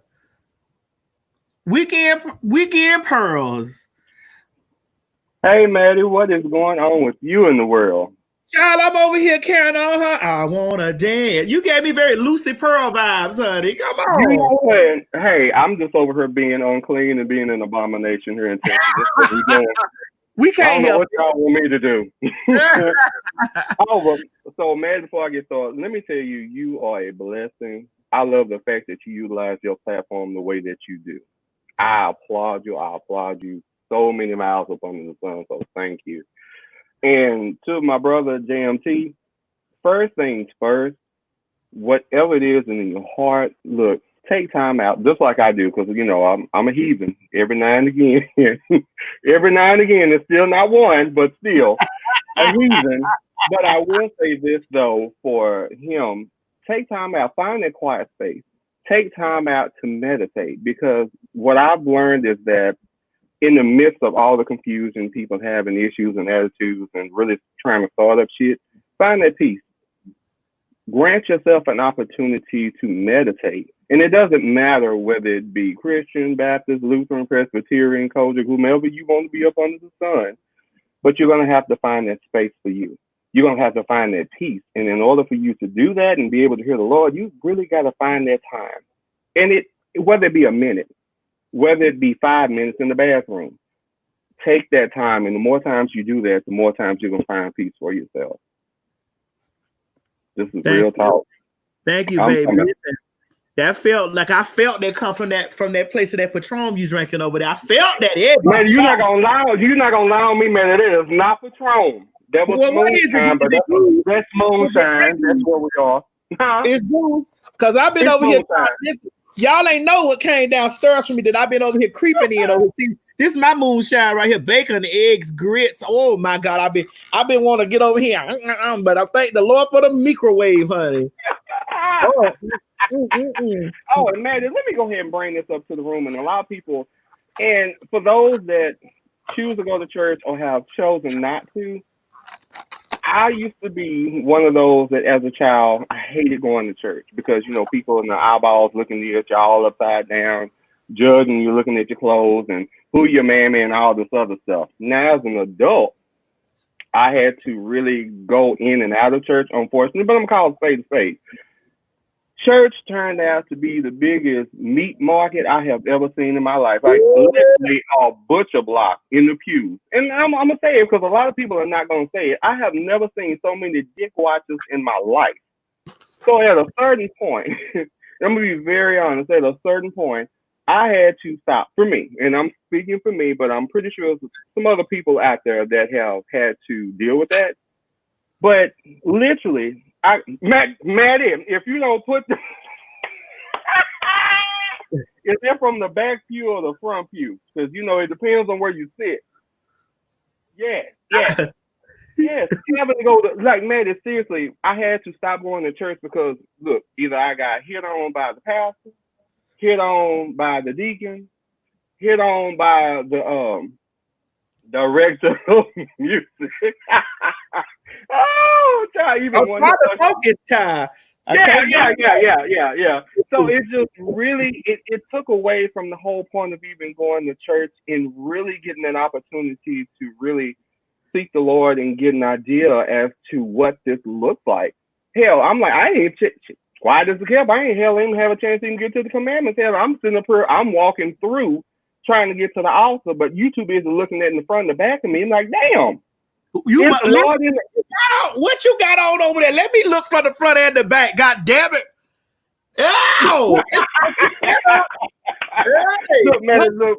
Now, you know Rachel went ahead and busted open now. You know, I told you I have an unclean mind and unspirit. Now, I'm not trying to be a full abomination. Long as you ain't got an unclean ass, that's all I'm worried about. And if anybody watching, y'all go ahead for the men in the room. Get y'all some dude wipes. I'm just sharing because I care about your needs, wants, and your personal hygiene. Oh man, but Maddie, look, I ain't gonna hold you, Maddie. I love you. I appreciate you, my God, today. Yes, I appreciate you, and Hope, I love you. Let me talk. I love my Hope. My Hope had to get. I don't know, you know, when she probably had to go do something else. But Hope, I love my Hope to death because she gets on here and she brings it all full circle for me. You know what I'm saying? She brings it in for me, and that's good. I need it. Craig, I know you probably still out there on the bicycle. Just know that we in Texas, we care about your delicate ankles, and I'm out. Yeah, we just care about his ankles, his delicate ankles. But we care about. We love you, Craig. You should have been fine, but your delicate ankles are holding on. Amen and amen. All right, my baby. Thank you. Oh my God, he's so cute. I loved it. All right, let me get on here. I gotta get TM, and then we got to run through these folks. TM, is you back good? Can you hear me? Now I can hear you. Can you hear me? Yes, oh my Mama. Gosh, thankfully. I've been trying to get on. How are you? I'm fine. How you doing, baby? You got such a beautiful speaking voice. Thank you. We're matching. Yes. So let's talk about it this morning. Yes, with this topic, although I'm not a part of the LGBT community, I definitely offer a different perspective because I actually don't believe in religion. I don't believe in God per se. So for me, it doesn't really matter. I don't have any problems. I don't think, oh, if you're part of this community, you're going to hell and you're doing something wrong. I think that's ridiculous. How could you somebody for loving who they love and experiencing love the way they experience it? So for me, when I hear people come from the church and say all these things, I'm like, that doesn't really make sense. And that doesn't apply to life. So, I can't sympathize with, that last gentleman that just spoke and anybody else with those similar circumstances. But I can say not everybody is coming from a place of judgment from the church, from religion, because there are some people like me that religion has no hold on my life. So I look at things extremely different. I don't come from a judgmental place of God and you're going to hell and it's just whatever, and not in a dismissive way, but whatever, live your life. I'm living my life, you live your life, May I ask a question? Sure. What was the disconnect from you and your belief in God? May I ask? I'm not judging because listen, I told somebody before, if you believe in a tree outside, just make sure that you stick wholeheartedly to it, So what was your disconnect from God and yourself? Well, okay, so I live in Toronto, actually. So, and my family is Caribbean, so very much, spiritual, very much religious, into God and whatever. And so, of course, I was younger, I was baptized and all my life through high school. And when I got to high school, I was like, nothing, this doesn't resonate with me. Would I believe in this if someone, no. And that's really what passing down their ideals to you. And I've asked, and sometimes people come up to me randomly, I'll be in Walmart and there'll be these I don't know what they're called, but when people are trying to get you to come to church or conform to their faith, I don't know that are no, those sometimes they'll be in Walmart or anywhere and they'll, oh, you want to come to church? Or they hand out pamphlets and I'm like, no, thank you. I don't believe in this. And they're like, why? And I'm like, I just don't. Why do you believe in it? And I asked them, if someone didn't tell you that this was your religion when you were born and they raised you this way, would you believe in it? And they pause. Would you? No. For me, I just was man-made to control people and divide, conquer and divide, and it has. And then, ironically enough, university, my religious studies. And so I studied a whole bunch of different religions, and I was like, it's really interesting that there's so many different people in the world that believe in different religions, one higher power. It's like this, there's Christianity, there's Judaism, there's Buddhism. All believe in different gods, different idols, but they all believe in that one thing. And to me, it just doesn't really make sense to have different religions and you guys all believe in and you guys think that you're God. That doesn't really make sense to me. So for me, I just feel like it's a way to control people and divide. And if you look as then this whole divide with the LGBT community, and they use religion to say, oh no, you're not wrong. You know what I mean? If somebody didn't tell you, and I challenge everybody that is religious and they believe in God, they believe in a higher power, where I challenge you. Somebody didn't tell you from a young age to say that you were be that religion. If you didn't actually think about it yourself, would you be that religion? And when I ask people that question, they say, no, probably not. And then they come and say, yeah, but it makes sense. Why does it make sense? Because and you studied it all your life. You know what I mean? So for me, that's where the disconnect came from. When I was in high school, I was like, I don't really care. Well, are you a spiritual person? Not really. And are you an atheist? No. I just believe in being a good person and living my life, minding my business, and I'm just not judging people for what they do. And life is so hard already, and it's already micromanaged in so many different ways. I'm not going to stress myself out here wondering what's going to happen. My best to, and whatever happens, happens. Maybe there is a God. I don't know. Maybe So I'm would wrong, you? but it doesn't bother me. Not knowing doesn't bother me. Would you consider yourself more agnostic than atheist? I don't know. I just don't really put labels. I try to just be a good person, and that's it. I'm okay with not labeling myself. I'm also okay with not knowing. I'm already such a strategic and organized already, and I'm trying to be a lot more, I guess, laid back in a lot of ways. So for me, I don't want to stress myself out wondering what's going to happen when I'm dead. That is so stressful when you actually sit down and think about it. And to me, it's like people that are religious and they believe in these things, I feel to try to, I guess, get to a higher place or a better place when they're dead. So for me, I don't want to put any labels on it. I do good things. I try, and whatever happens, happens. Why stress yourself out with what's going to happen when you're dead? And if it's really that big of a deal, just be a good person. Don't specifically do things because you want to go to heaven, because you want to meet God. You know what I mean? Just be a good person for yourself and for others. Is how because if you're specific something, then your intention's pure. I get it. And I respect it. Yeah. Listen, who am I to judge? I do have a belief that there is a higher authority. I don't believe that it's the God that man has made it out to be. You understand what I'm saying? Because I've had my own, personal interactions with him. her or Right. whatever. I've had my own personal interactions, and I know that what has manifested for me, so I can say that for me, I believe, in something greater and bigger than myself. I just don't think it's what we've made it out to be here on earth.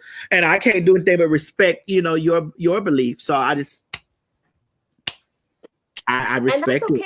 okay to believe in what as long as you're not judged. I tell people that you're an atheist, you need to believe. Why? If that's what you think, okay, I'm not stressing you, I'm not pressuring you, just let me be. I'm not bothering you. You don't need to force your beliefs on me, because it's gonna happen. Like, I'm also a Libra, so what I say is literally what I say. Like, no one changed my opinion. It's stuck. It's like this. You know what I mean? So I just feel like people need to just be happy, live your life, stop judging, and stop worrying about what people are doing with whom they're doing it with. If you're a part of the LGBT community, wonderful. You know what I mean? Leave. I just hope that everyone in this new time with all these changes have hope that things get better. Honestly, I just don't understand why so much people are concerned about who's loving who and who's touching who, and like, that's none of your business. You know what I mean? Right. All right, I get it.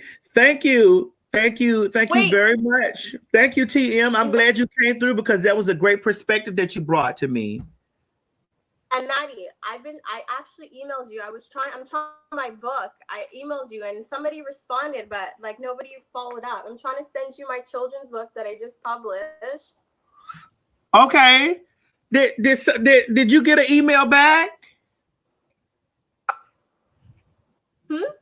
Did you get an email back? Yeah, but nobody followed up with me. Okay, I'll have them reach out to you today from the email. So just email me again and say that you talked to me this morning from the show, and then I'll have them reach back out and we'll get it going. Okay. Good. All right, my Libra sister. All right, my Libra sister. Thank you for coming through, giving me your perspective, girl. Welcome. Take care. I'll be watching. Yes, ma'am. Yes, ma'am. Here's my thing. Like, you have to be respectable to people, to what they believe. Like, I mean, who am I?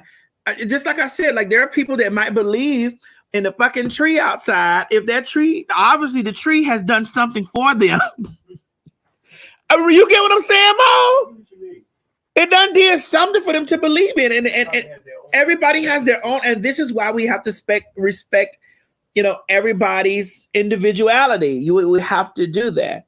All right, so we're going to bring this. This is how we're going to do this right quick, because we done got real deep.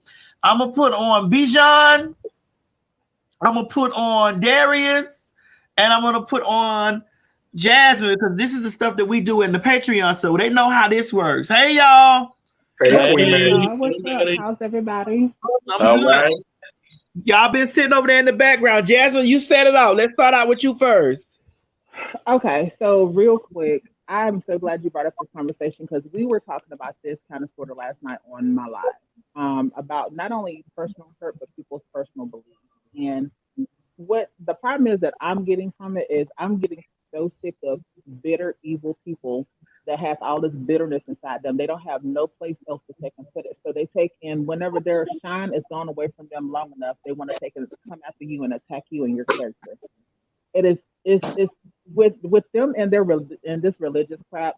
Like, I've been in church hurt before. So to go from being church hurt, and I have an apostle as a mother. So I got it not only from that, but walking down the street and even going through my transition.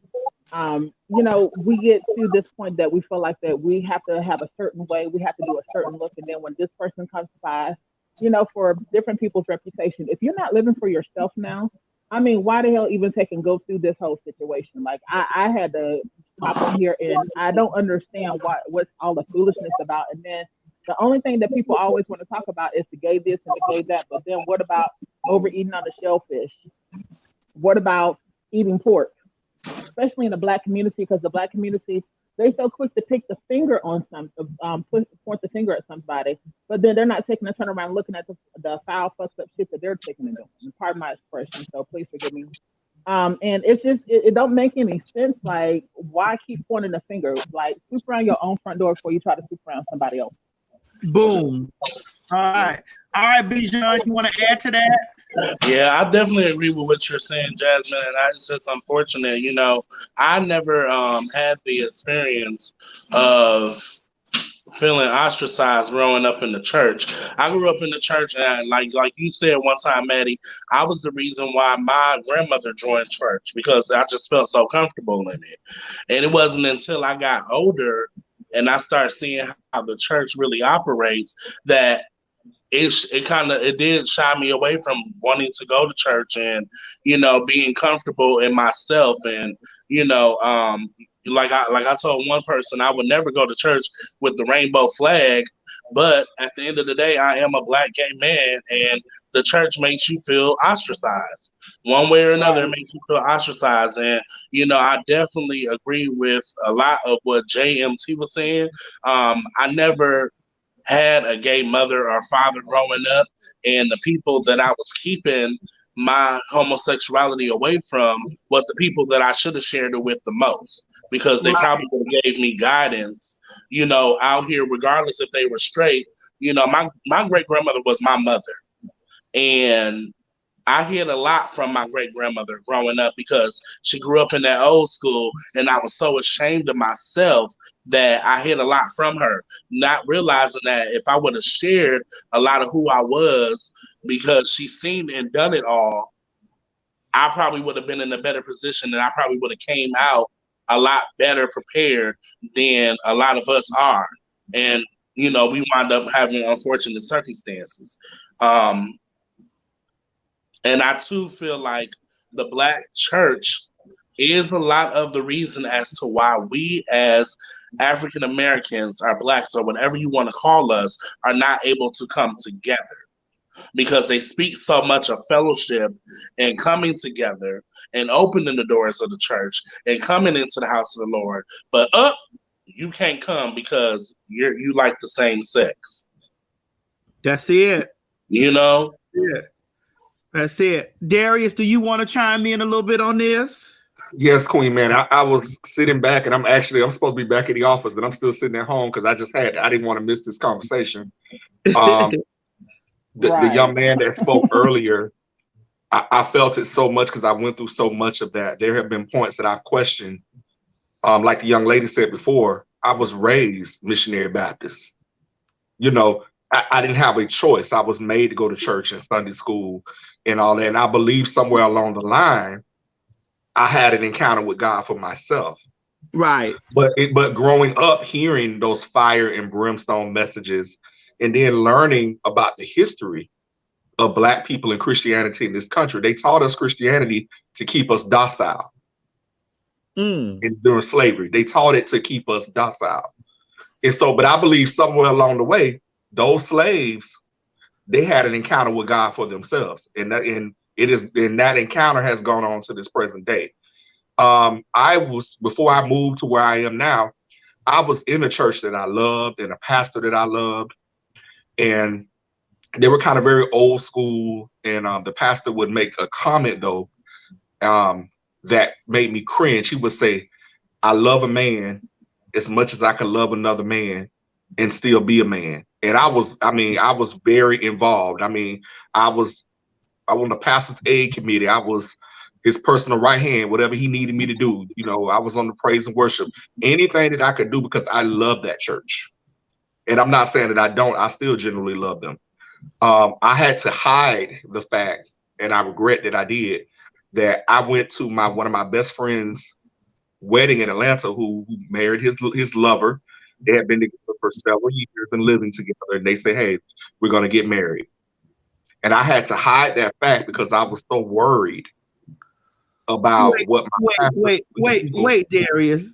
Can you repeat that quote again? I didn't get it. I can love a man as much as a man could love another man and still be a man. And that I didn't realize, I knew every time I heard it, I would cringe, because it was traumatizing. Yes. I see you're an ornithologist today too. I meant to tell you that. If you know what ornithology is. Hunter, just that chasing birds. The study of bird watching. That's it. Yes. I'm an ornithologist too. Yes, for the bird watching. The bird watching is lovely. Certified with a doctorate. But but I can recall those moments of feeling just traumatized when I would hear that on the inside, because I'm sitting here and I had to sit there with a straight face and try to act like it didn't bother me. And so when I went to my best friend's wedding in Atlanta, I was very vague about where I was going. When we took pictures, of course, you go to a wedding, you take pictures. I took pictures with both my friend and his husband. We posted pictures on Facebook and stuff like that. Now tell me what happened when you post the picture. Somebody at the church kept wondering why they didn't never see a bride in none of the pictures.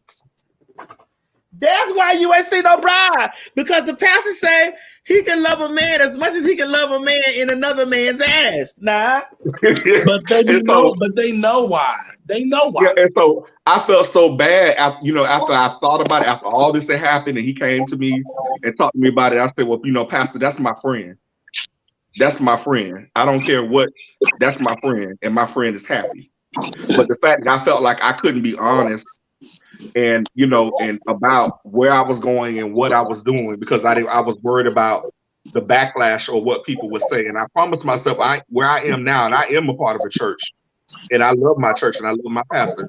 One thing I said that I would never do, I don't want to be in a place where I am tolerated. Right. I don't want to be tolerated. If you can't accept me, this is not where I need to be. Correct. Because now granted, I don't believe you have to be within the four walls necessarily to have an encounter with God. I don't have an encounter with God at my car, at my desk, sitting right here in this house. But I also don't forsake the assembly thereof. But the assembly has to be a place where people are comfortable. Yep. And coming to church is supposed to be the one place where you should not have to worry about the world judging you or looking down at you. Sex parties, they be comfortable at the sex party. Everybody in there be butt naked and dicks here where they don't see dicks out. They just start laying down and having no rubbers or nothing. They comfortable there. They be congregating. Yes, they be real comfortable. Don't ask me how I know, but they be real comfortable.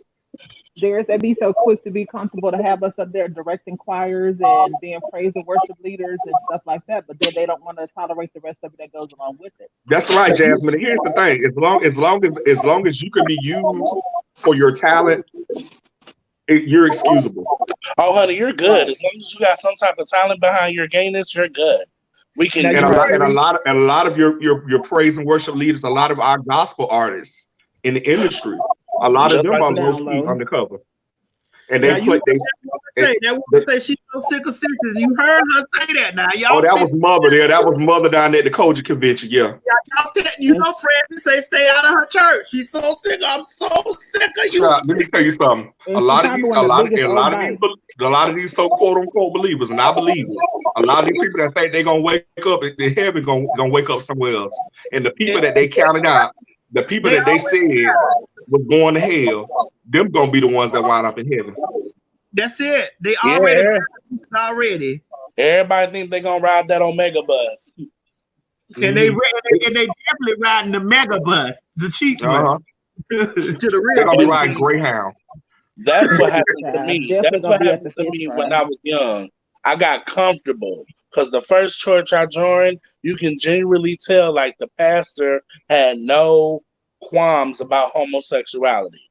He preached it, but he always used to say, I don't like preaching this, but this is the lesson. You know what I'm saying?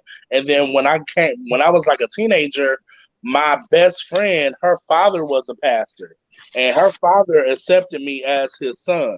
So, I got comfortable thinking, oh, this is how all churches are, and then I moved down here to Charlotte, North Carolina from Milwaukee. You found out.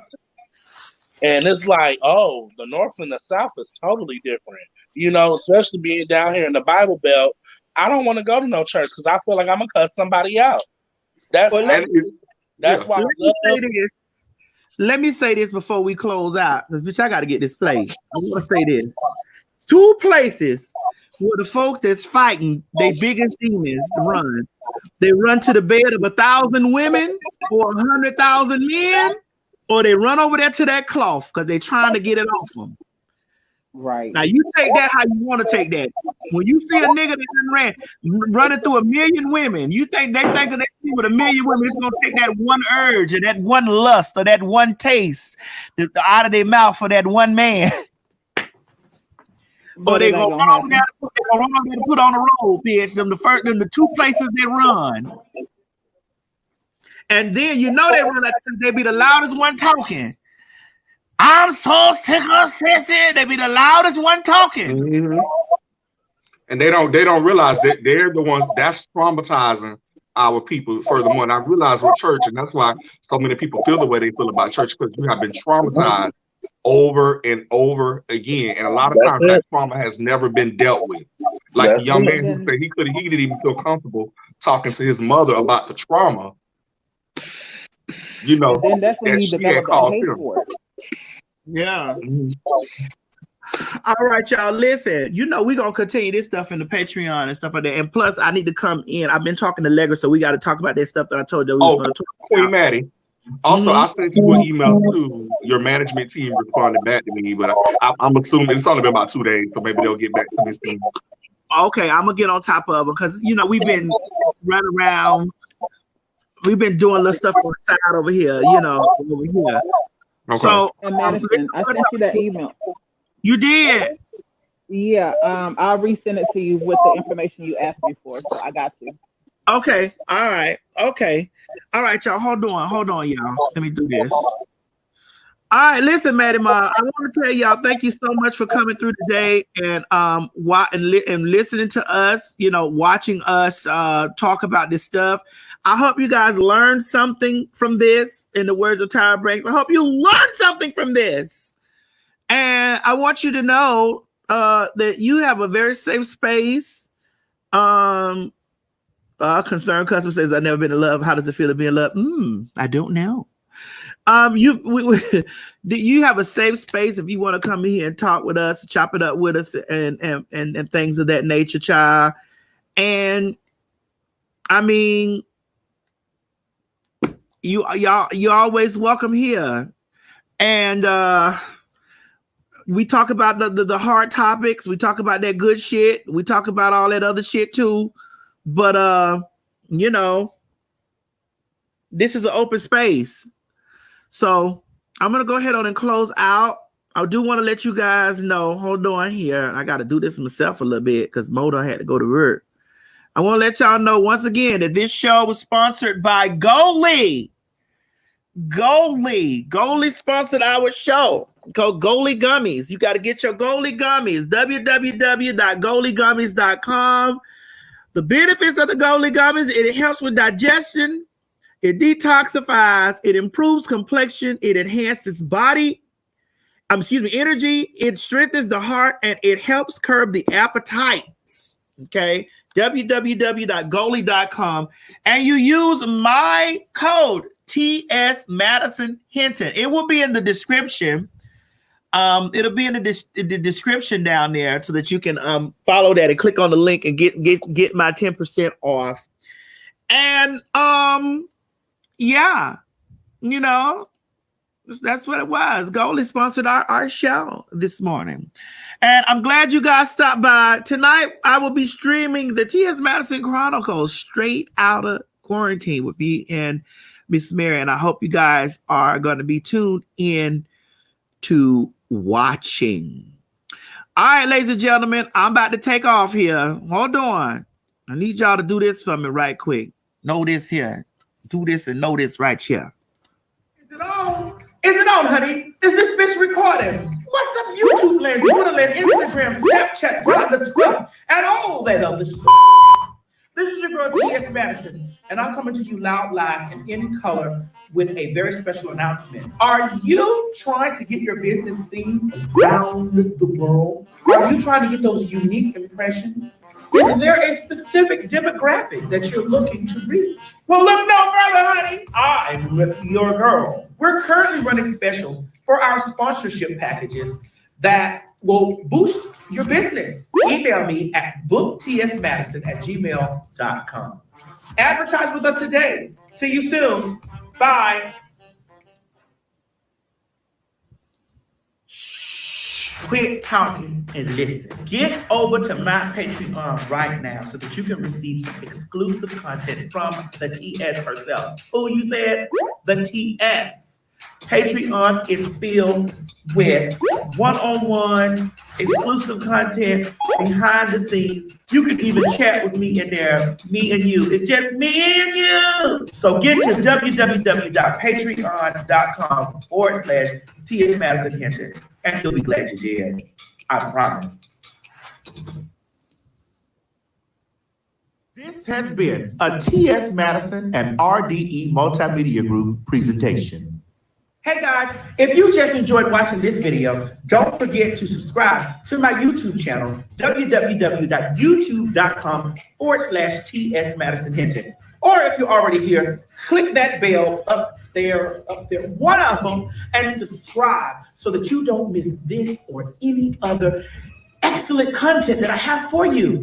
Don't meet me here, beat me here. Ciao.